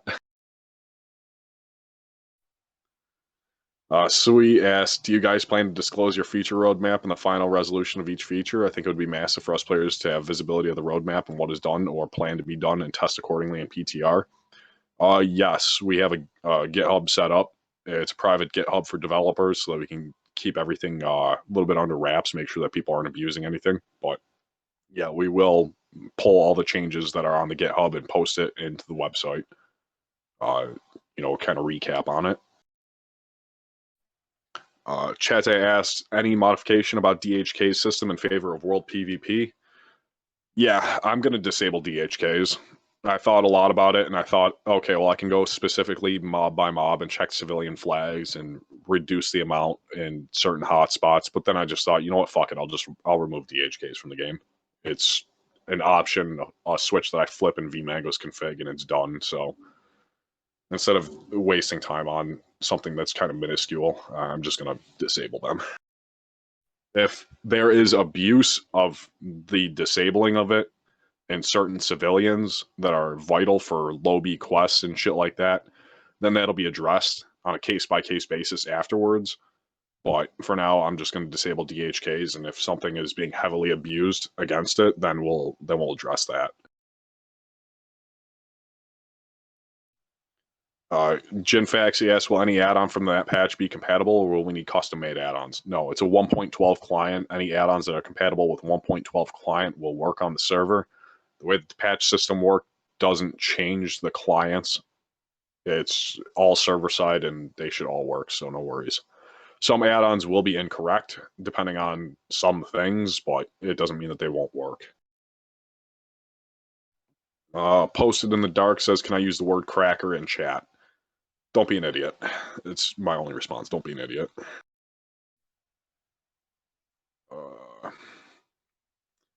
Adding onto the stealth eyeball thing. Phoenix Warsong had them integrated and they were using 1.12 client. It's doable. It's not like something that we can't do. It's just something that we're not planning on doing and probably won't do. And really, what is the point? You know what mobs can see in stealth. If you don't, well, then you'll learn real quick which ones are seeing you and which ones aren't.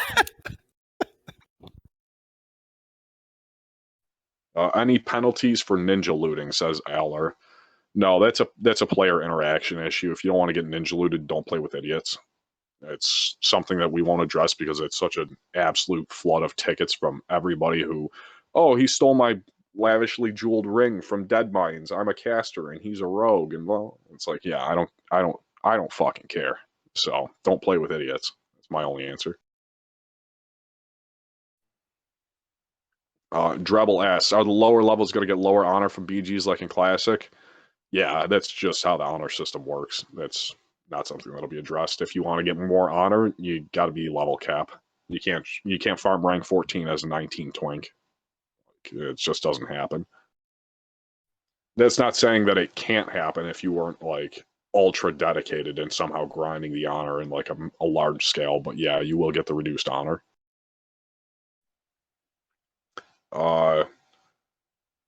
Moist Cornflake asked, if server pop somehow gets low, would you consider cross-faction guilds and raids/dungeons?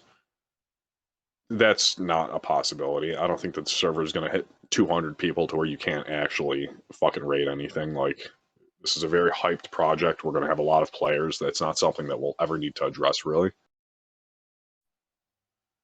Ofekos asks, this question might have been answered already, but will rogue front stabbing be a thing? Yes. Mirabelle asks, when trying to get War Chief blessing buff. It is going to be a thing? Really? Yeah, I'm integrating front stabbing. I didn't know that. That's awesome. All right.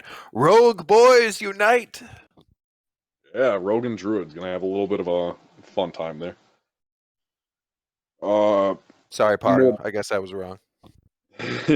Yeah, it's something I haven't done yet, but I will look into reverting, so don't worry. Mirabelle asks, when trying to get War Chief blessing buff, the Alliance often use textures under Ogmar or other game abuses. Will this be punishable? If you're not modifying the client, no, it won't be punishable. Again, the idea of going out of bounds, as long as it's a staple part of the vanilla gameplay, it's not abusable or punishable. Stuff like glitching out of the walls in certain areas to summon a raid because nobody else can reach you there is punishable, but that's only if nobody else can reach you there. The stance generally is if people can get to that normally through whatever jumps are necessary, then yeah. And again, my policy on this is if a keyboard turning dad gamer could reach it, then it's not out of bounds.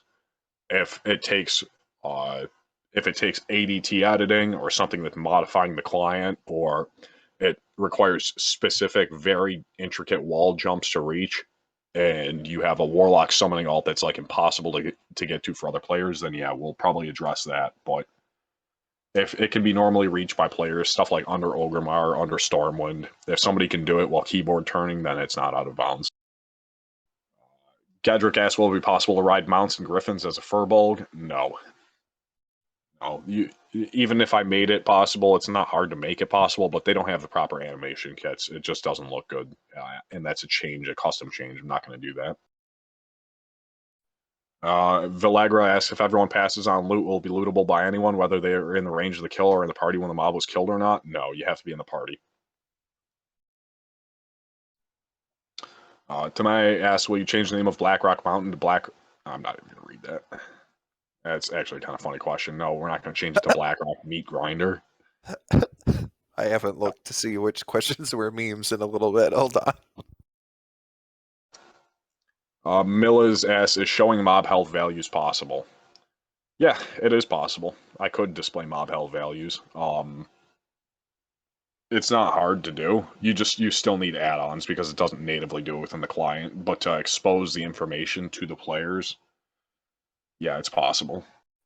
It's something I'll consider. The question is, do you really need it though? If it's not necessary, then am I going to waste time on it? And it's a very quick change. It's very easy to do, so yeah, I'll consider it. Selling items from soloing dungeons allowed in world chat. Yeah, generally speaking. If you're a hunter, you're farming Blackstone Ring for a bunch of lobies, something like that. Yeah, I'm not going to limit that. That's considered a service. Same deal with like mage portals and warlock summons, shit like that. Boosting services and GDKP are not allowed, and advertising in the world chat will have action taken against you. You're not allowed to sell boosting services because like that it creates a really shitty game environment for people. But if you're selling Blackstone Ring runs or Dire Maul Tribute runs as a hunter, that's it's different. That's kind of part of the game for you. Zingo asks, on previous servers, the view distance got down to 10 yards when you engage in large world PvP action. Will Everlook handle this the same way to reduce lag? The technology's kind of increased over time to where it's not as much of a concern. You're going to have better view distances than you did an example for like Nostalrius or Northdale or anything like that. So, Kale asks, I know raids will be buffed technically, but what about non-elite mobs in the open world? I want to get smacked for 104 damage by Harvest Golem. Yeah, some mobs get buffed. It just depends on Light's Hope value. And like I said, I have to talk to Britannia about the new system that's being used for creature level stats. He says he has conversion scripts, so I'll have to take a look over them. It's case by case basis though, and it's based upon what was on previous private servers. So Cal, the way how that works is where we are not just buffing every single mob in the game with more health, more armor, resistances, damages. There are a certain number of mobs that were different in some private servers than they were on Classic, like Light's Hope. Light's Hope had a lot of different values for mobs and raids and dungeons, certain mobs out in the world that were different than they were on Classic. We're taking those mobs and bringing their values into our core. And if there's any mobs that say were lower, like some mobs had no armor because we didn't know what their armor was, we're keeping them with the V Mangos armor value. We're not making anything weaker. There's just some things that are getting stronger. Hopefully that cleared that up. Hey, one of you guys want to read off a few more questions? Yeah, actually, to point that out, in previous projects, there have been still some bugs left, so that there are places where non-elite mobs have elite mob hit points and also do elite mob damage. Good example is the tower in Northern Darkshore with the cultist inside, which is part of the quest chain from Ashenvale. And those mobs were incorrectly, they were listed as normal mobs, but they had elite mob stats. So that's an example of a bug. But no, yeah. Redmond asks, what happens if you get a cease and desist letter? Nothing.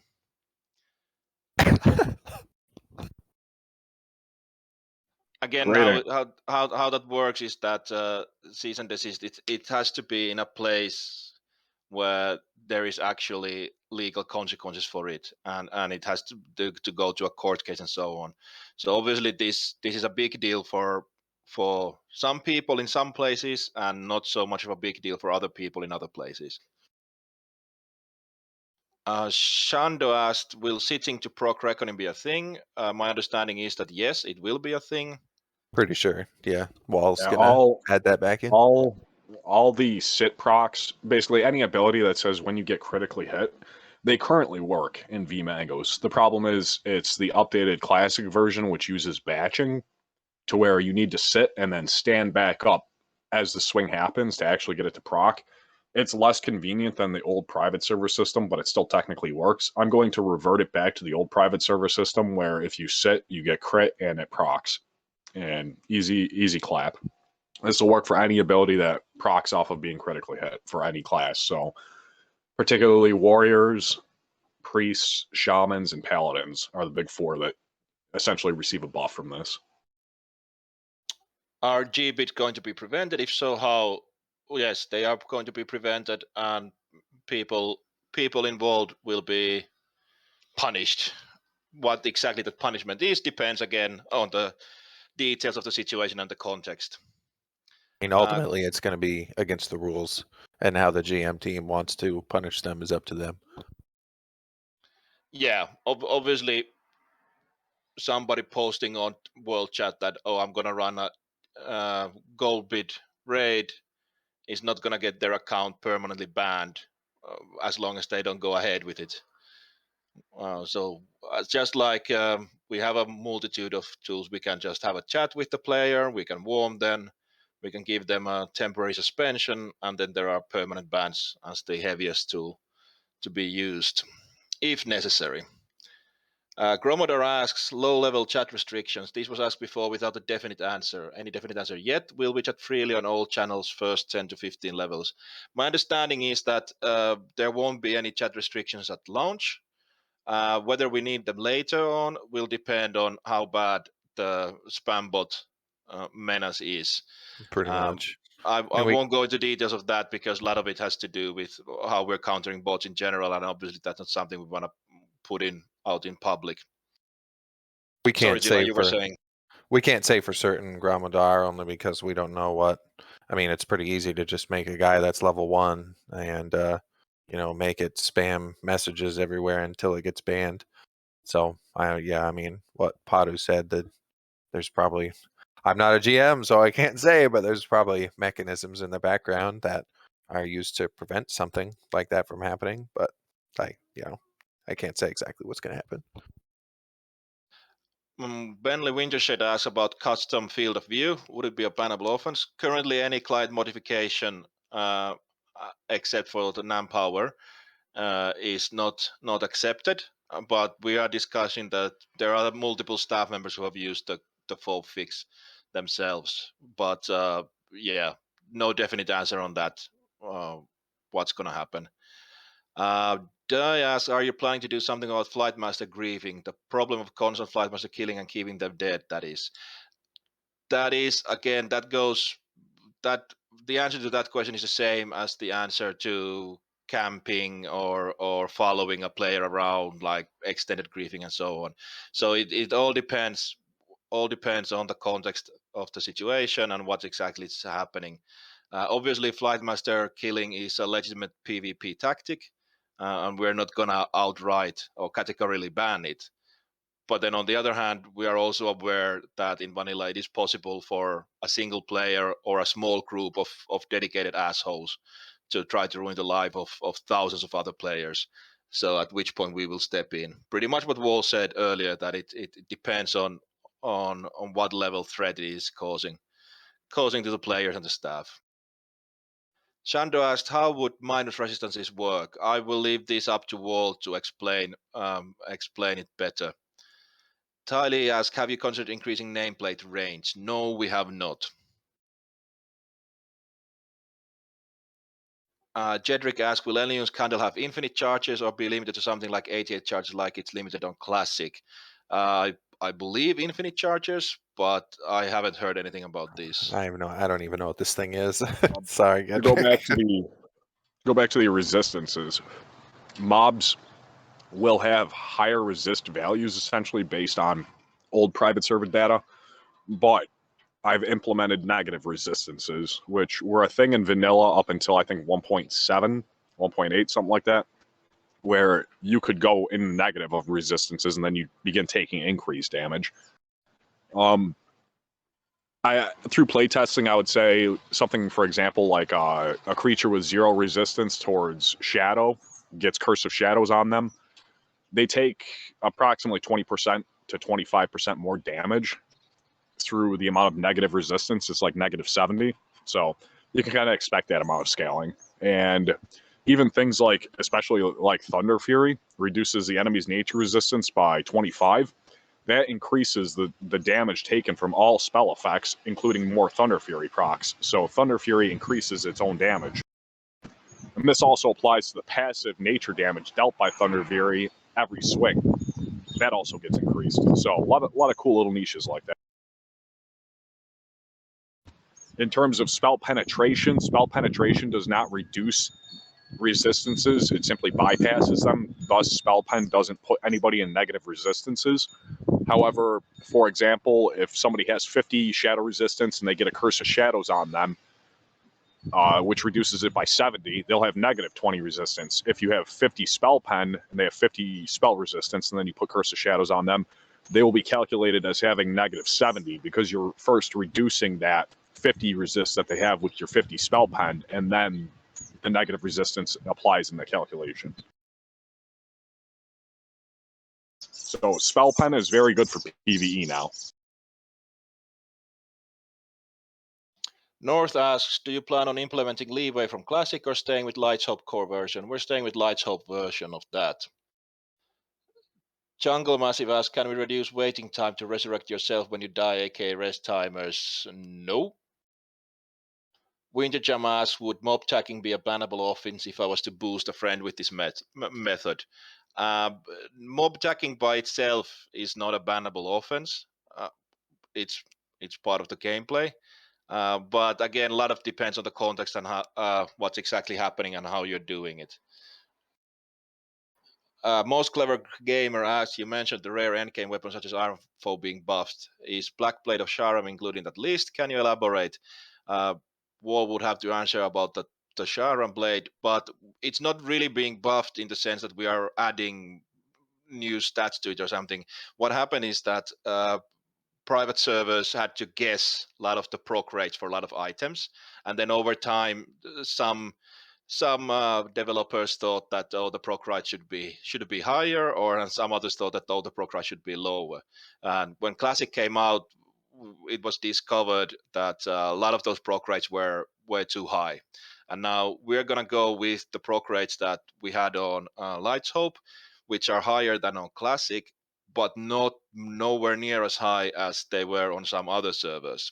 So the Iron Foe is not gonna be an incredibly a powerful weapon that you will use forever, but it will be a little bit better than it was on Classic. To elaborate on that a little bit, great answer, Patu. I'll give you some examples of the proc rates right now. Blade of Eternal Darkness has always been 10%. It was known on private servers to be 10%. It was 10% on Classic. For some classes, it'll have a little bit more impact because, for example, Arcane Mages, Arcane Missiles, each tick will have a chance to proc it, whereas on Classic, it wasn't the case. It was on private servers, though, previously.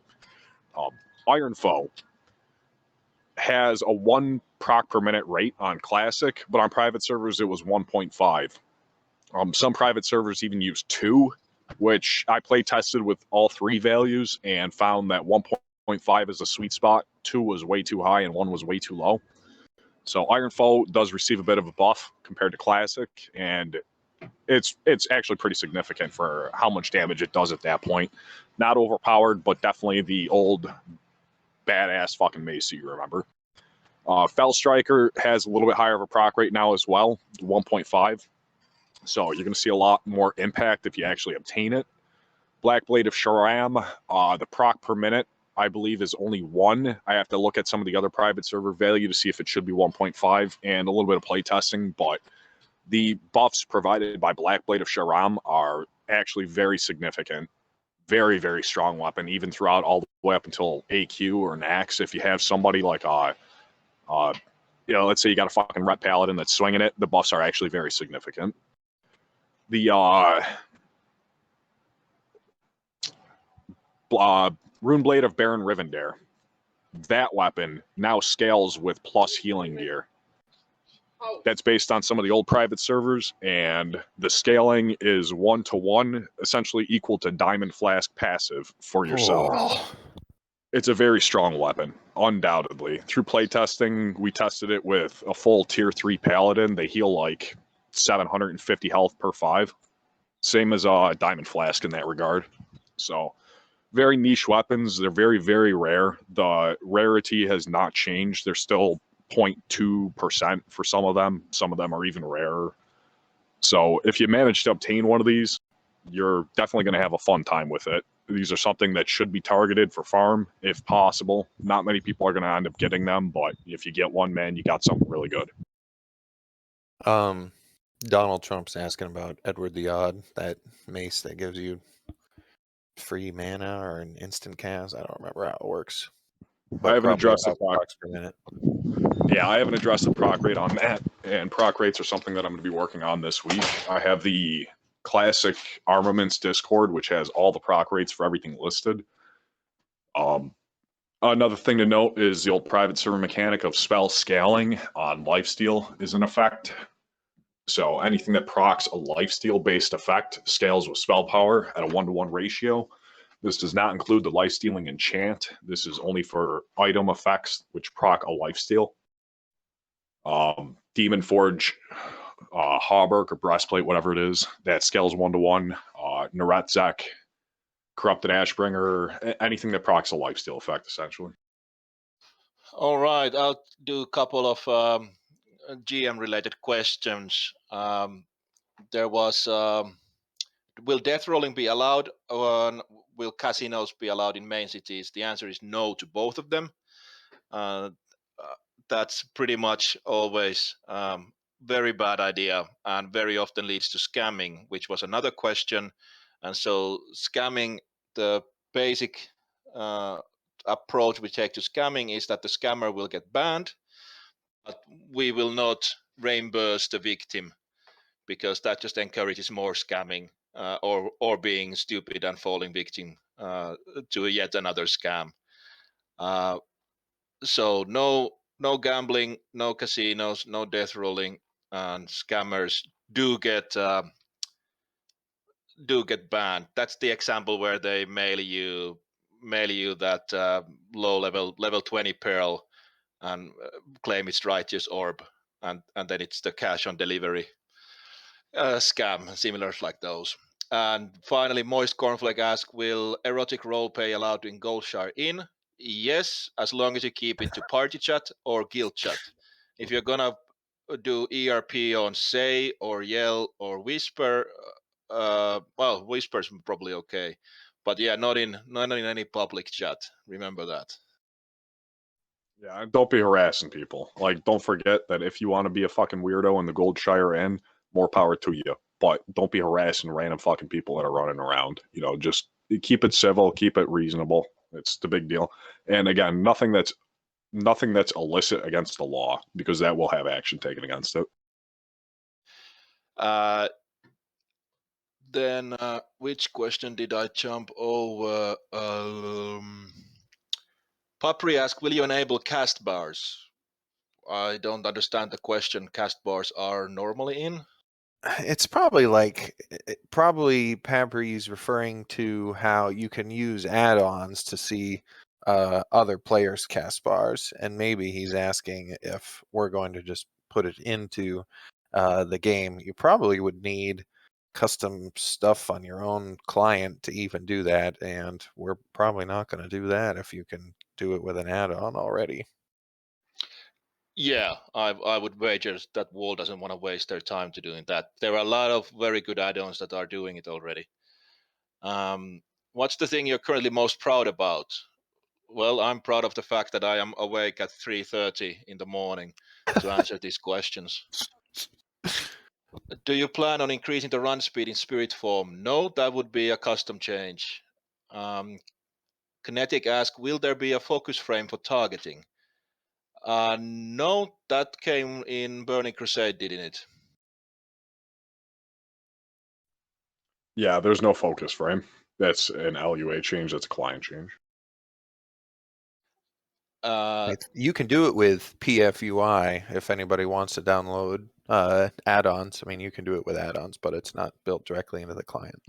Yeah, that's the thing. If someone was to make a gold bid and follow through with it, does everyone getting group get punished or just the leader who advertised? Everyone will get punished, but the exact punishment will again depend on the context. Is there a plan to stop the Chinese botters from spamming channel invites to circumvent the chat restrictions as well as mailbox spam? Yes, there is a plan. Hopefully the plan will work. We have quite a bit of experience on trying to stop these guys. Of course, the big problem is that gold selling would go away if nobody ever bought gold. But unfortunately, people are bastards, so we have to stop the provider source. But ultimately, every time you see these spams, think about your guildmates buying gold. Any chance to fix death codes or target affected by it doesn't teleport? That was this was asked before, and I believe Wall's answer was that that's not fixable or not something that we are gonna do. Bolarius asks, when will our fresh launch? This year, later this year. Basically, the roadmap for that is what was said before, that we have our private test first, which you will have to apply for, and then we will have the public test, which anybody can make an account and play on the PTR, and then we will have a final stress test and then launch. Cal asks, as a 20 priest, can I dispel world buff from a level 60, or will you change it so the priest has to be equal level? Now, personally, I would want it to be that the priest or shaman has to be equal level, or at least like very close to it. But I don't know how feasible that change is. I understand that preserving your world buffs is definitely an art in its own, but it's also ridiculous when a low-level player can be in ghost form, pop up, and then just randomly dispel somebody and immediately die again. But I don't know if that change is something we actually can do without it messing with a lot of other things. Shando asks, so minus resist would work on PvP too? Yes. Wait, what was the question? The negative resistances, will they work on PvP too? Oh, geez, I don't know anything about Negative this resistance works on stuff, everything. so Negative resistance was in the game client prior to 1.7. If you play on an old client, it'll be in the game, and it still technically exists in the 1.12 client in default, but it's just not calculated in the values. It will be in on this server to emulate the early game vanilla progression, and it works on everything. So negative spell resistance is just a universal application. Erizil asks, will the Dungeon 2 sets available right at the beginning? Nope, they will not be. They will be available earlier than in Vanilla because, yeah, they came very late in Vanilla. Light asks, oh, sorry, we jumped to Valley. Yeah, will buffs that are supposed to increase DPS but don't do the bugs be fixed here, such as Juju Flurry? I think Wall mentioned that's something definitely about Wall's that up. before. Let me take a look. I thought it's just that he's asking about the Juju Flurry. Will it work properly here because it was bugged in the past or something? Yeah, it'll work here. I mean, I'm so knowledgeable about this game, everybody. Ask me all your questions.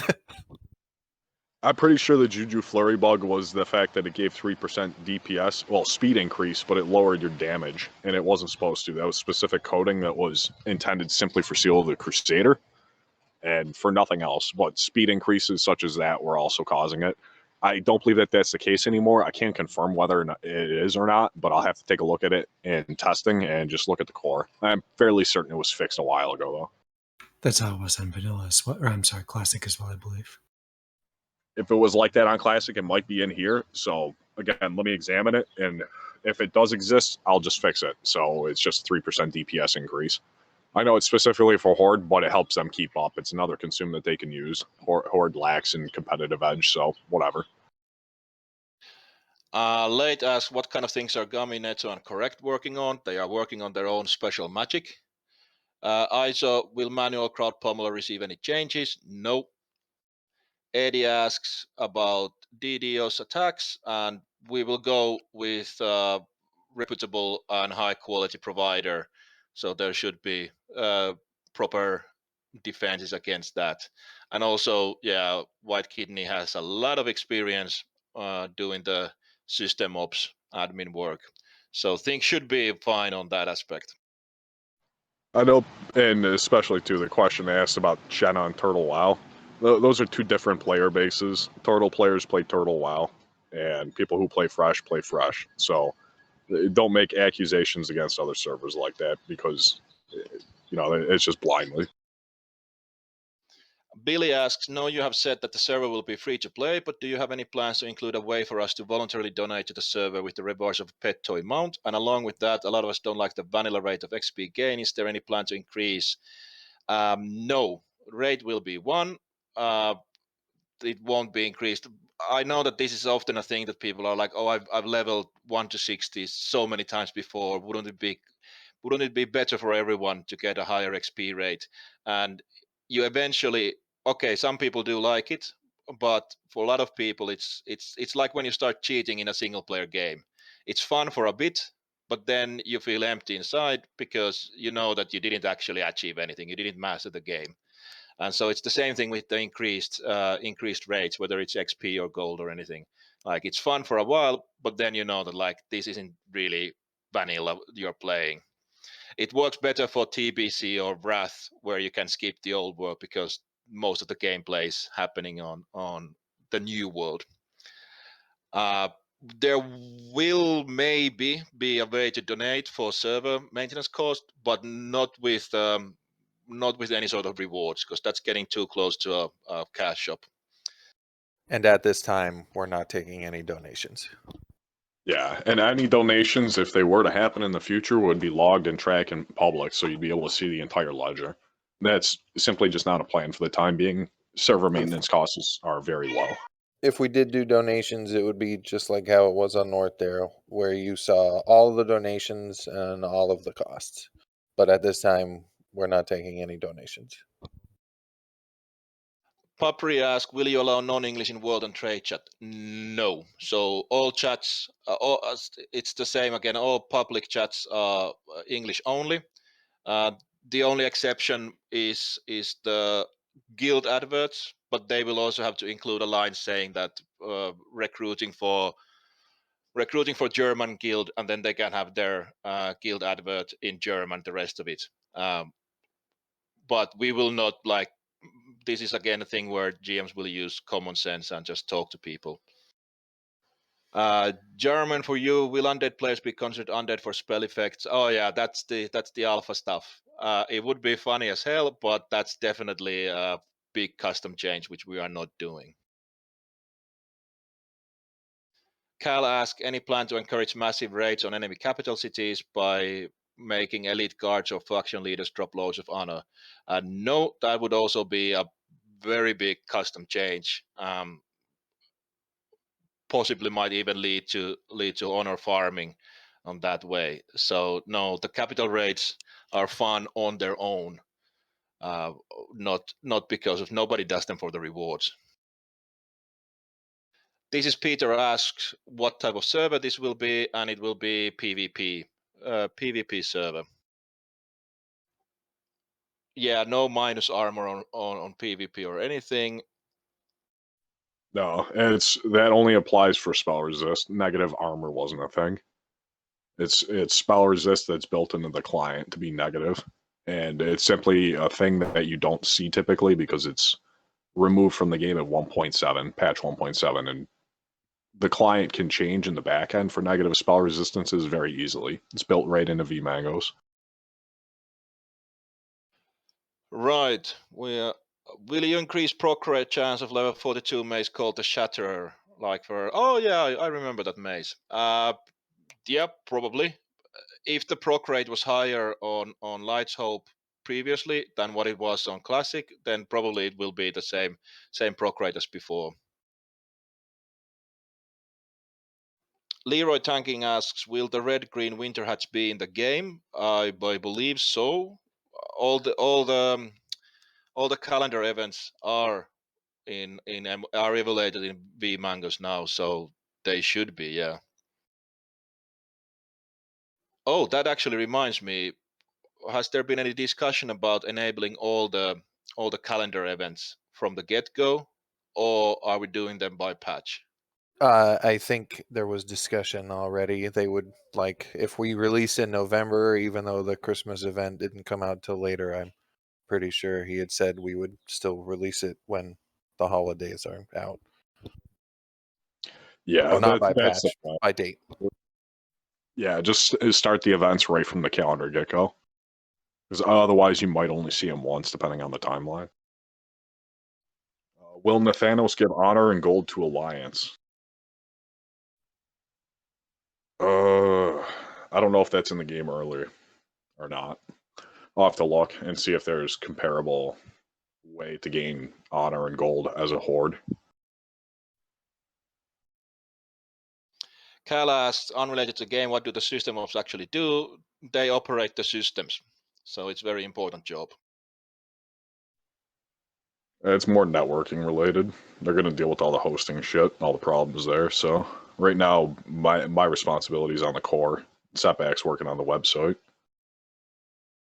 Yeah, it's actually super duper important job because previous launches over the last, I don't know what, 10 years or so, often problems with server isn't just because of bugs in the core or from wrong values in the database, but badly set up servers leave them open for all sorts of attacks and exploits.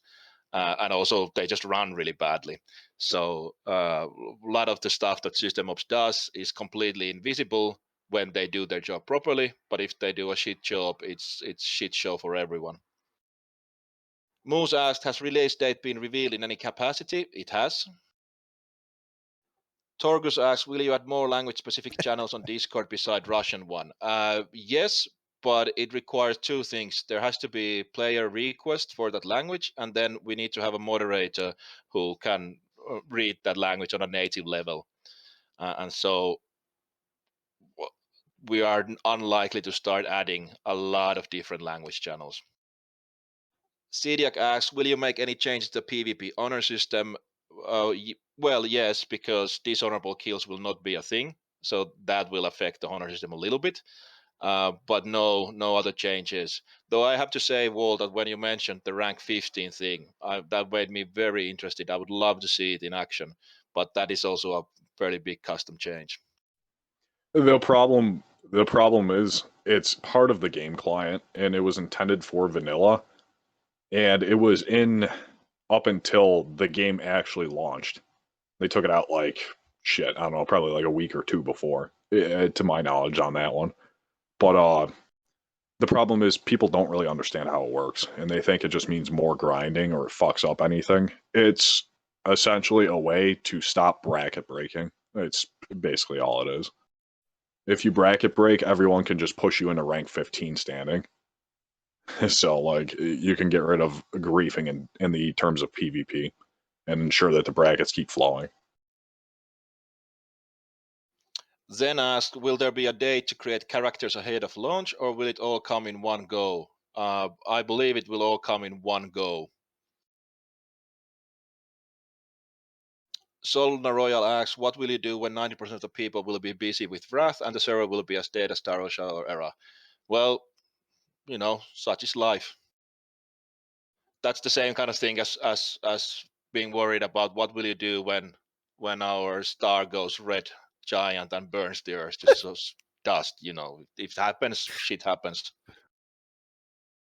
Ed asked if you guys are making pre-mates queuing into other pre-mates, are you adjusting honor rates to still make pre-mates the best honor, else solo queuing will be the way to rank? That is a very good question, and it's something that we will probably have to adjust on the fly depending on how the PvP or ranking metagame will form. So remember, guys, that we're not I'll be right Blizzard. We're not a big company where like there's a boardroom with 20 different managers who have to decide things with focus groups and so on. So something that we decide now is probably going to stay that way, but also we can react to feedback. So we can change things later on if it looks like that we made a bad decision. Especially everything to do with the ranking, it's a very hot potato issue for PvPers and a lot of players. So it's definitely something that we will keep a close eye on. Clappenfish asks, is the rank 10 PvP gear also going to be progressive? Yes, it will be. It was so in the past, and we will keep doing the same thing there. Rufflecopter's long question. That is a good point. I don't know. I haven't been able to test it, and I don't want to say anything out of old memory because, as Wall has pointed out, vMangos has been updated quite a number of times. So that's definitely something that needs to be checked on PTR carefully. Gedrick asked, just wondering if anyone else has been having trouble with some quests. Oh, this is a common emulation bug that's been around a long time. So the problem is that you get quest items and then the server thinks you have all the quest items, but your client thinks that you are short one quest item. And often the problem is that you have one item in bank, but if there is nothing in bank, the classic thing is that you close the client, you delete the WDB folder, which and then restart the client. That's generally always fixes these sort of problems where you're missing just one quest item and it just won't drop or you can't loot it or anything. Cameron, you just said dishonorable kills are not a thing on this server. Yes, Wall confirmed that he can turn them off. Planes running is obviously not going to be in the game. Mirabella asks, Zandalar buff will disappear after death as well as Zanza. I believe it's said the other way around, that it will stick through death the full 2 hours.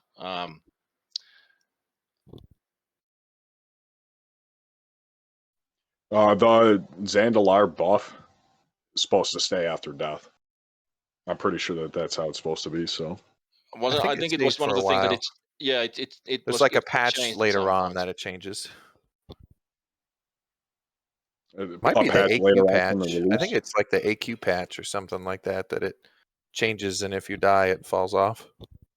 Oh, then yeah, that's how it'll change. So it'll be in game at one point, but probably not on the release.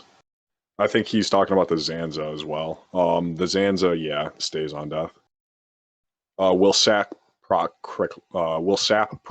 crippling? Yes. Gouge and sap, I believe, do. I don't know if sap does. I have to test it how it's working right now, and I don't know how it is on classic for them, but I know gouge does.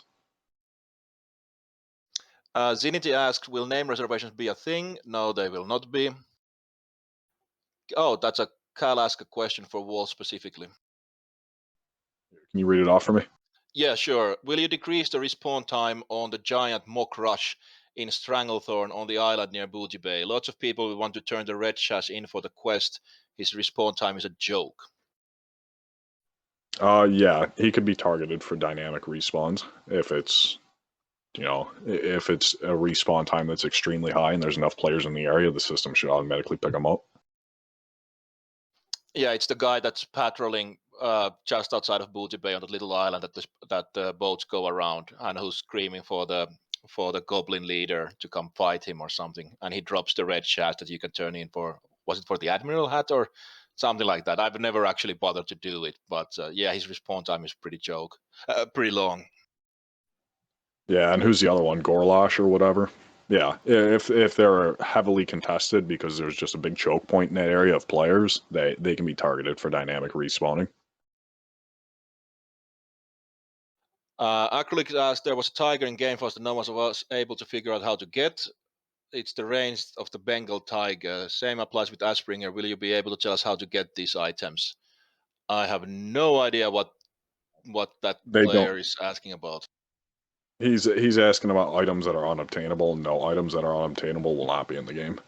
Except for Ashbringer, I think you'll be able to fish that with a low chance at Alterac Valley. Yeah, perhaps. Keep trying. Spread the rumor, everybody. Baris asked, will negative spell resistance stay till the end or till 1.7 patch? Very likely till the end. We can look at it. They'll be in the game until at least I think 1.7. So we'll figure it out at that point. I have no idea, but they're in the client right now. Evan asks, will the launch be before Wrath Classic or after? And it will be after. Well, of course, it depends on Blizzard as well if they're going to start delaying Wrath Classic massively, but most likely, yeah, after. Tamai asks, how are you going to stop the population from going over 20k? Stop the current creation. We don't need to stop it growing after that. I think you are confusing number of concurrent players or number of simultaneous connections with the actual total population. And these are two very different things. So the server can host X number of players, X number of connections at the same time. But then, of course, we can have a massively larger number of total players. So even if classic example is from Nostalrius Ending, where the peak concurrent players was 13 point something, little over 13,000 players, which means that little over 13,000 players were playing simultaneously at the same time. But the total number of accounts was something closer to a million, and there were over 100,000 active accounts, meaning that they'd been logged in the last month. And so we don't really have to limit these things at all. Obviously, at some point there will be a queue to get into the server, I believe. But that limit is very high and definitely higher than what Blizzard had in Classic. Yeah, and frankly, I don't even know what the actual limit's going to be. The upper end is speculated to be around 20,000, but who knows? I mean, could push higher. Valley asks, will there be a place for us to see what the health and armor values are for specific mobs, since these will be different than classics?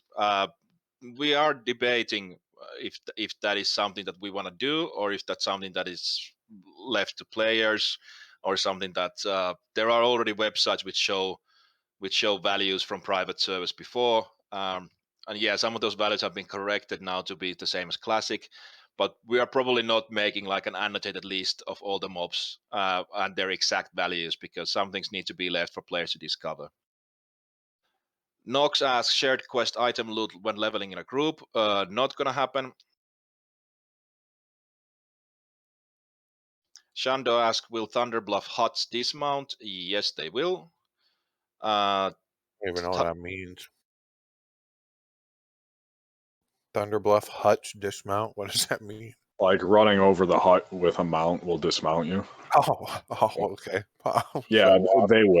It's part of the way that the WMOs are figured, and there's ways to work around it, but no, they will. So that's the answer.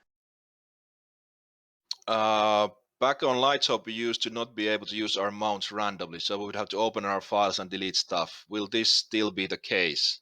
Somebody needs to have their morning coffee and rewrite their question, because I don't understand what this is all about. If you think that we are going to put in a button that puts one of your mounts randomly on you, then no. No. He's saying that back on Light's Hope, sometimes it would say you can't mount, and you would have to delete your WBB, and then you can mount. So no, that's not going to be a problem here. Right. Oh, okay. Deleting your WDB is good practice to do it every now and then anyway. If nothing else, so that you can see the changes to items when we go from patch to patch. I can show you guys how to make a batch file that automatically deletes your WDB every time you open the game. Yeah, that's really really helpful. Just look it up because it's also online. Ninim asked about Paladin's Reckoning, Seed proc thing. Yeah, this has been answered before, and it's going to be changed from Classic because it's going to be working the same way that it worked on private servers before Classic. Yeah, basically what that is sit procking currently works on Classic and it works on vMango's core, but you have to stand before the hit occurs, and within the batch window, it will still proc because you're standing, but it automatically rolls a crit. And it works like that, but it's not the same way as private servers where it was just simply you would sit and you would get crit and it would proc. We're going to revert it back to that. If you're asking if the Reckoning talent is going to be changed due to this, or intrinsically because we're making it sit procs work, are we going to nerf the Reckoning talent? No, we're not going to address the talents whatsoever. This sit proc works for any type of effect which causes a critical hit because you were sitting. So, priests, shamans, warriors, and paladins. Abob asks, not sure if this has already been asked on launch, will quest items have the item spawn time decreased? Yes, this has been asked, and we will have a dynamic respawn for both quest items and mobs, and so it depends on how many players there are in a zone or in an area, and when it kicks in, when there's enough players, it will kick in and things will start respawning very fast. So it's not gonna be the same bottleneck as you remember from Classic launch. Are we removing Noggin Fog or shared CD? Yes, that's already corrected. Ski asked, why no name res? Because it's massive. We would basically have to create not just account creation. That is, account creation is something that we can have running before the server launches, of course, easily enough. But it would mean that because you can't, we would have to allow the server to be online so that you can get to character creation screen and to create your character. That's the way to reserve name. Any other way would be to create some sort of external system where people could reserve names on a website, and that's a lot of work for a very little payout. And I'm extremely lazy, so it's not going to happen. I'm sorry. Comix asks if we create a dodge system to not play with ruiners on the battleground. No, it's intrinsically different because in a game like Dota, you don't know who you're queuing into. In a game like this, you can see when people are queuing. Just go to the battle master that they're at. So there's no reason. Just don't queue with them.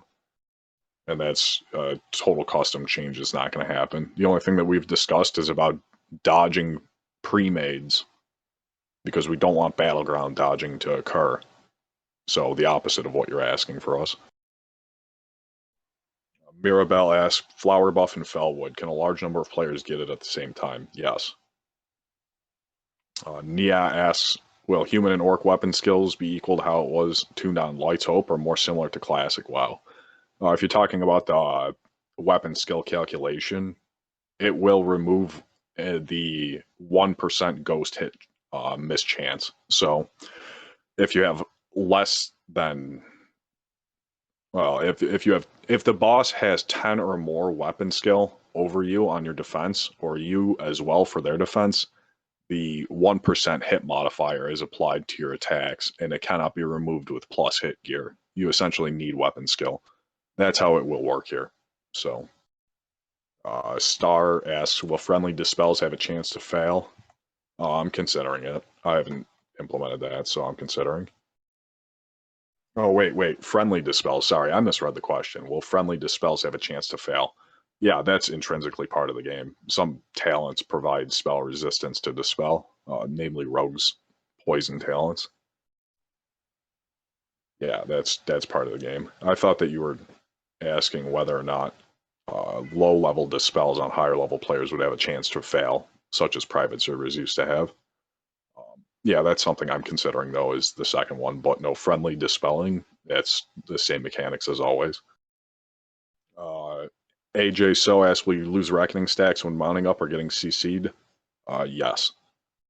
Getting CC'd, no, but when mounting up or canceling stopping attack, yes. So to use Reckoning like that, you basically just don't want to have attack selected until you're going to hit them. Otherwise, they will fade.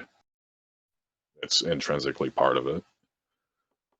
I'd ask, is there any way you guys could cause the decursive add-on to break with a server-side change? No. I mean, we could, but we won't. Decursive is part of vanilla. It's been used in the 1.12 client forever.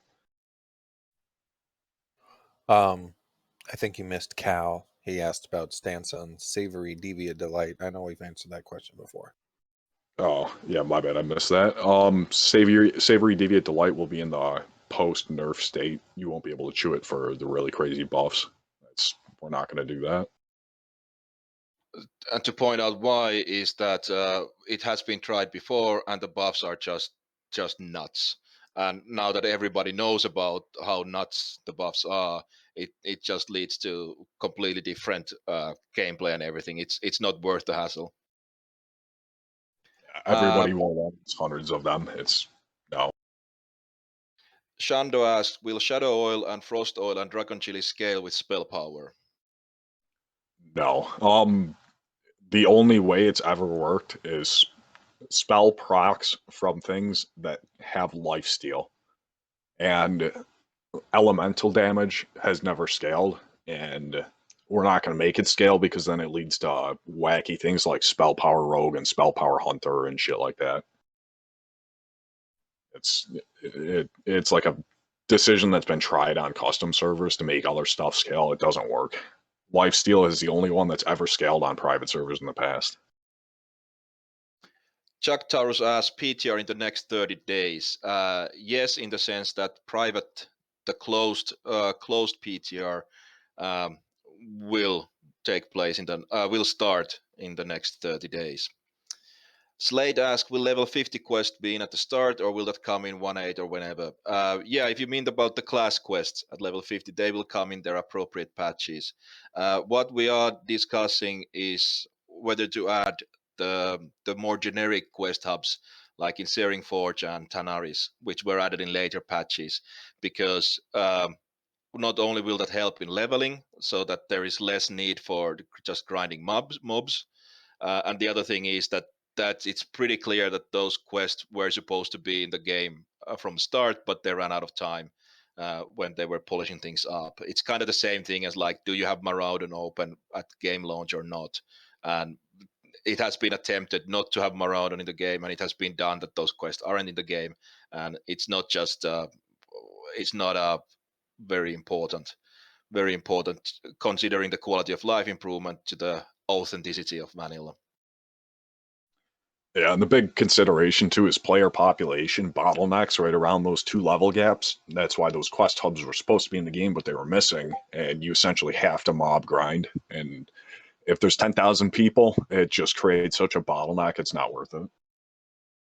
Tylee asks, can druids shapeshift while under the effect of Savory Deviant Delight? In Northlane you could, but not in Classic. Yes, you can shapeshift under Savory. And under Nagenfogger. Disco Soda asks, are they planning to launch a classic server, or will there be some changes? Yeah, there will be some changes, but not to talents or skills or maps, but to items and so on. Yeah, and so to reiterate what was said earlier on, so the changes will be that some mobs and some bosses will have higher armor, hit points, and resistances than what they had on Classic. Some item proc rates will be higher than they were on Classic. And of course, we are using fully progressive itemization patch by patch. So we're not going to have a Frankenstein 6 phases, but we will have the actual each patch.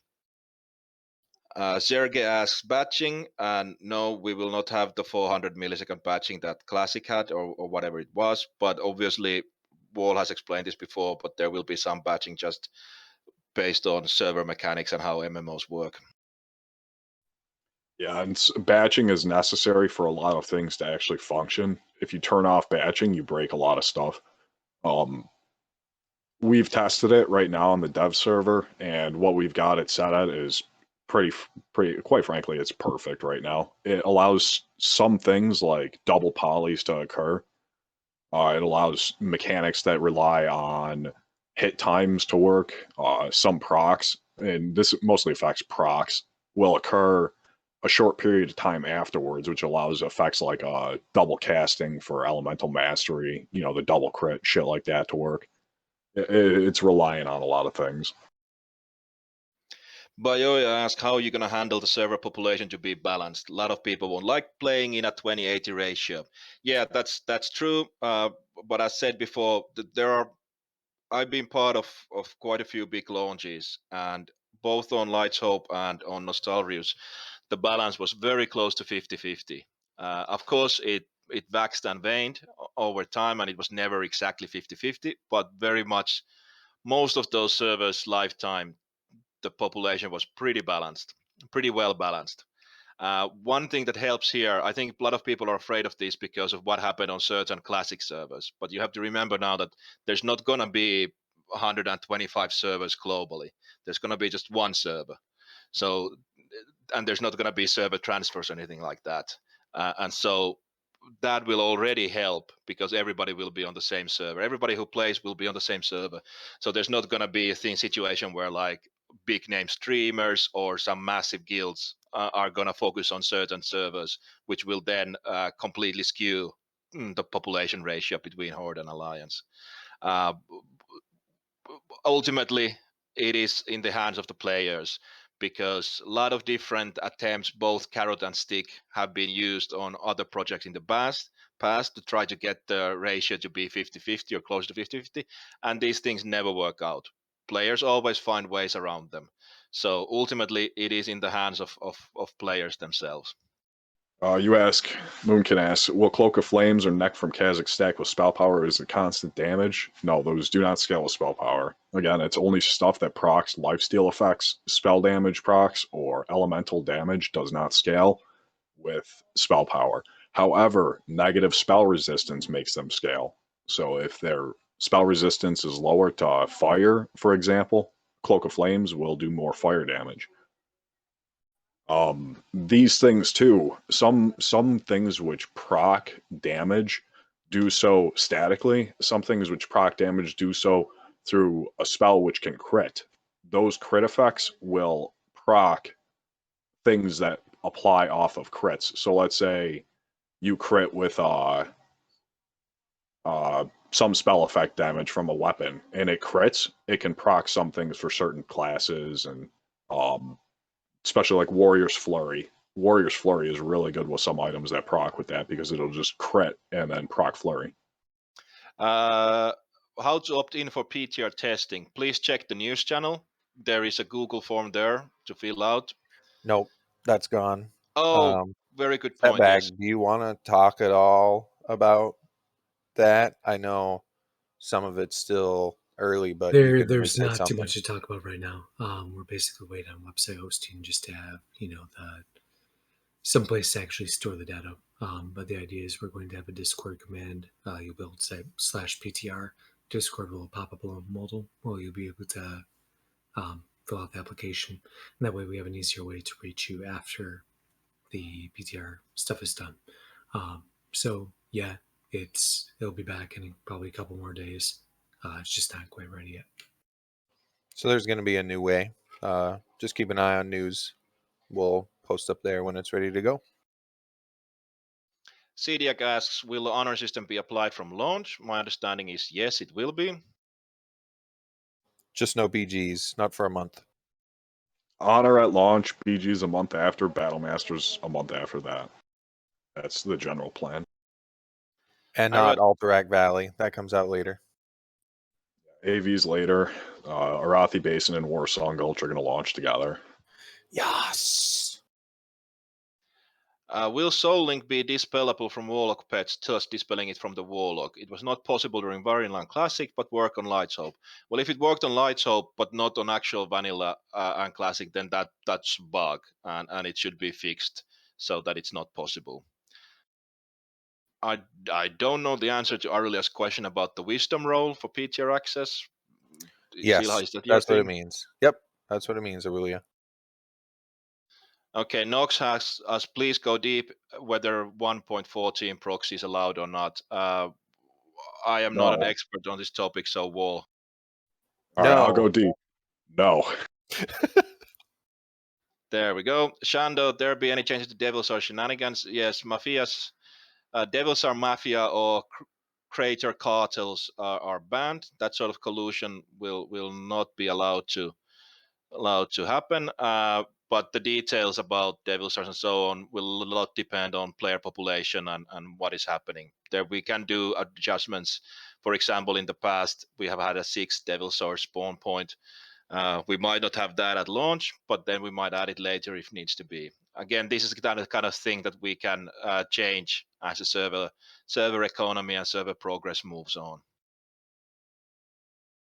Summer Kiosk, are the Mage Dungeon AoE gold farms be available like in Classic? To some extent, yes, but also not quite, because the dungeons will be a little bit more difficult than they were in Classic. I know that that doesn't mean much for a mage if the mage never gets hit, but that's how it's gonna be. There's a lot of things that work different between vanilla and classic. When it comes to mob pathing, for instance, the big farms are like Maradon. Like mobs don't path the same way in Maradon in vanilla as they do in classic, and they are going to be tougher as well than they are in vanilla versus classic. The other one I think is Zul'Farrak. That's a big one that mages used to farm. They don't path the same way, and I don't think you can click the gravestones and they immediately have mobs pop up. I think you have to right click and it takes like a second for the mobs to come up. And then even still, I don't think you can hop all the way up on the platform and everything and they path the same way. Mike Oxlong asks, soul progression will be 1-1. Yes, all races will be 1.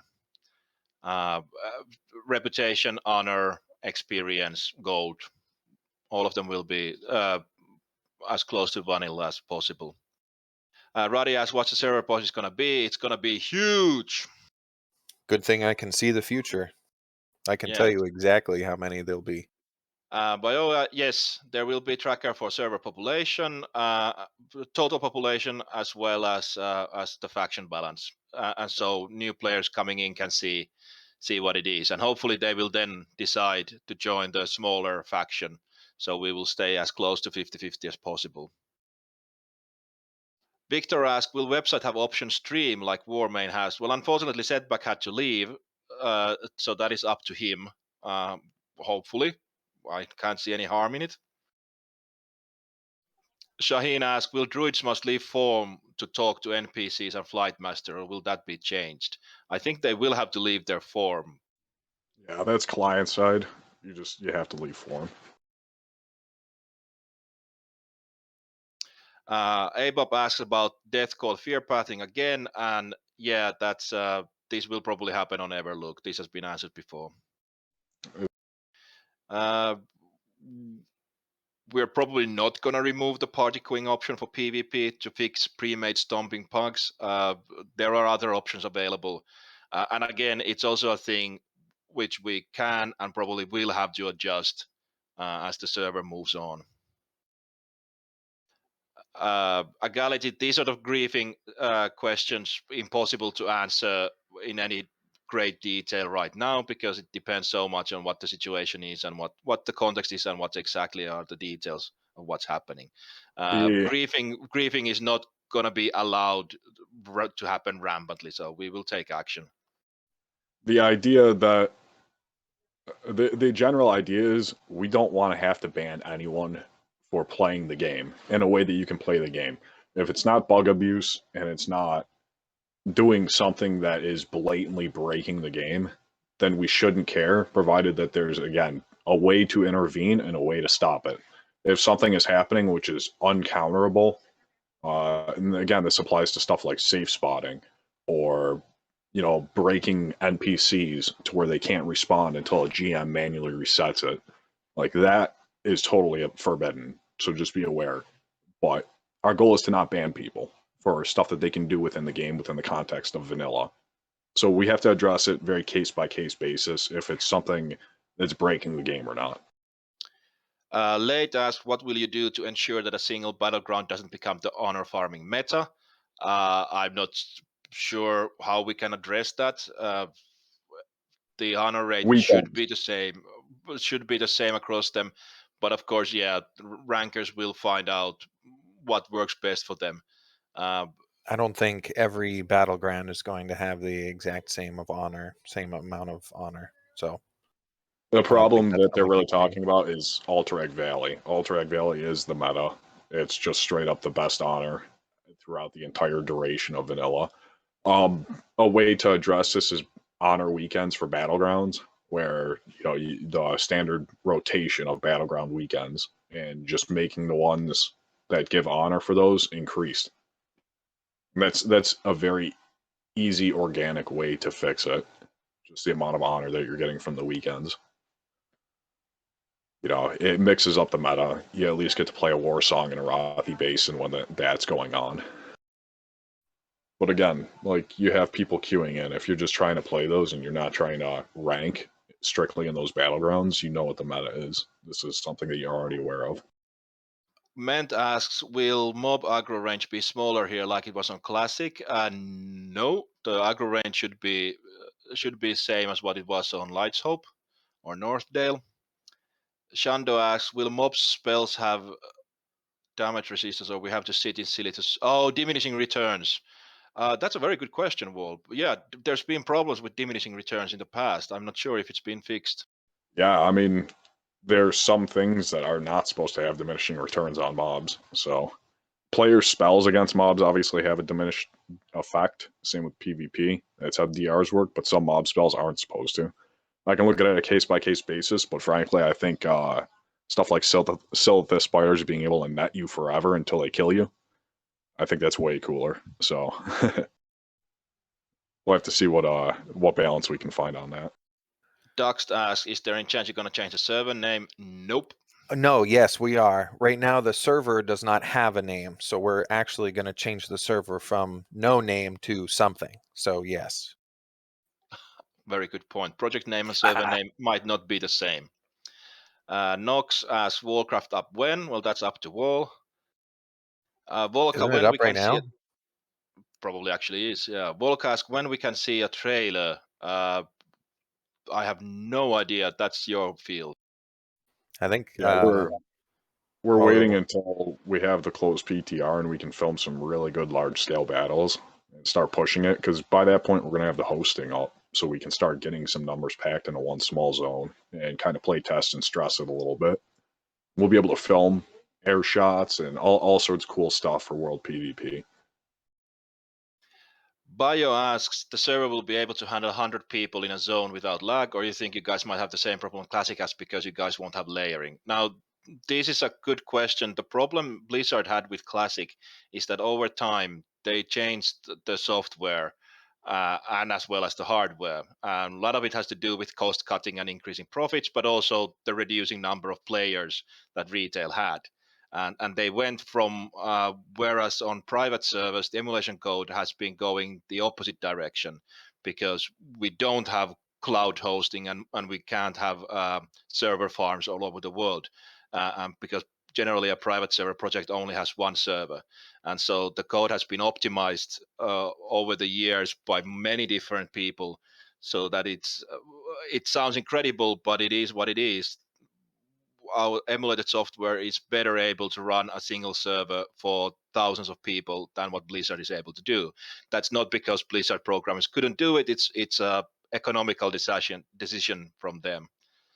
So we won't have layering, and we will have big PvP battles and a lot of players on the zone. Of course, there will be moments where you will encounter some lag. That's just the reality of online gaming. But no, not the problems that Classic had. And your second question is, any of the developer behind this project from Nostalria's team, or are you guys in contact with them for help? We have some staff members from Nostalria's team, but Demon and Viper are not involved with this project in any manner, and they have not been involved in the private server scene much. I actually did talk with Demon a couple of weeks ago a little bit, So alive and well, but they are not here, not in contact. Valley asks, will multiple of the same escort buy a thing for escort quest by default? Oh yeah, so this question was, Wall answered this before, that we are considering allowing escort quests, especially low-level escort quests being done on the launch day or launch week, be able to be completed in a raid. And so that way you don't have multiple groups of 5 people waiting for the NPC to spawn and then taking turns completing it. And instead you could have a 40-man raid complete the escort quest in one go. That would be essentially, there's a way to make quests completable within raids. It's an option in vMangos, and it's good for the first patch up until 1.3, or when Dire Maul comes out. And it's useful because dungeons have no raid caps up until that point, up until patch 1.3 at least in vanilla release timeline. And the problem is quests aren't flagged as raid completable that are supposed to be at that point, particularly in Lower Blackrock and Upper Blackrock Spire. So to complete half the quests in those raids, you need to like drop group constantly, and a lot of them you can't really complete because you have to kill something without being in a group. And it creates a few problems on that regard. So enabling raid quests for the first month helps in not only easing the fresh rush for a lot of the zones, because you're not getting additional drops and the drops aren't split, and you're still getting massively reduced experience while being in a raid, but some things cannot be completed without being in a raid, or can't be completed well in a raid. So it corrects like 2 different issues there. Right. At this point, I have to bow out and actually get some sleep. So thanks for having me. And maybe I'll talk in a future Q&A session later. Adios, amigos. Take it easy, man. So he's not Dutch. Clearly, he's like from Mexico. Adios, amigos. Anybody? No. Okay. Do we want to take some? I was making a joke. Do we want to take some live questions from the audience? Yeah, that's up to you. We still got a few more to go through. I can make a mark in the chat. I don't care. Whatever you want to do. Yeah, whatever's easier. So have people give Let's see. Where did we leave off? Hey, pull a bully and a dumbbell up here. Good morning. Where did we? What was the last question, Wall? I don't remember. No, let me pull it up. I can tell you. I can read it off to you. Oh, a dumbbell don't want to talk. That's Yeah, fine. No, nobody has to talk. Yeah, you just mute yourself. Don't matter. What is the reasoning behind doing closed PTR versus open? Oh, okay. There we go. Yeah. Well, we're doing 3 phases of PTR. There's going to be a closed beta test, which is basically just testing all of the stuff to make sure it's working fine and there's no like glaring bugs. Being able to pack as well like 1,000 people into a zone and stress test it that way is pretty important to make sure that there's no major issues. And also, we want to get trailer footage. So we want a large-scale PvP battle in an organic way, but essentially a bit of a controlled way to make sure that there's nothing ridiculous going on throughout the entirety of us trying to film some trailer footage. That'll only go on for a couple of weeks while we get everything all prepared, make sure that there's no issues, and get all the filming shot. Afterwards, we're just going to open up the PTR, and it's going to be full open server.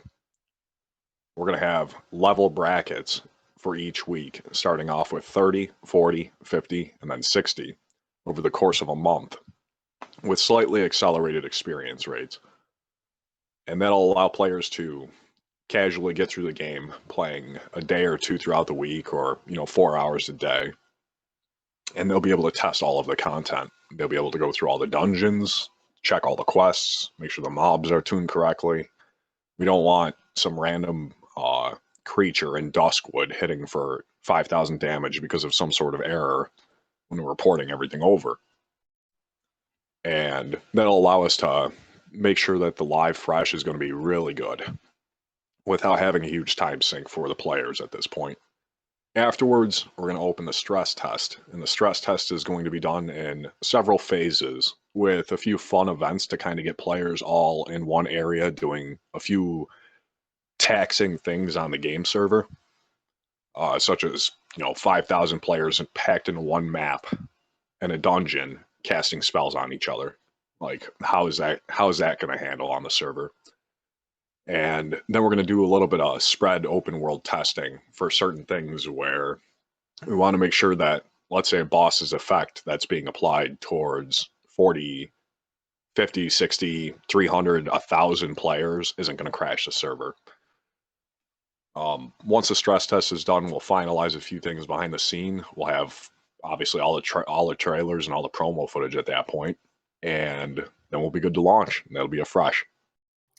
Bayoya asks, how you guys going to be handling botting? There's going to be a report option. Let's say I buy gold, I can get banned from that. I ask because on Blizzard, that doesn't happen. Well, sir, that's because bots and gold buyers pay a subscription to Blizzard, and nobody pays a subscription here. So yes, if you bot or if you see a bot, you can report the bot by reporting it to a GM, making a ticket. If you bot, you will get banned. If you buy gold, you'll get banned. And if people bot trying to make gold, they get banned too. Yes, so all gold buying, gold selling, bannable, botting, bannable. And now we're going to pause. You can continue to ask questions in the questions for Q&A chat. I hope you enjoyed the video. Have a nice day, guys. Stay safe out there. Vincent out. Bye bye.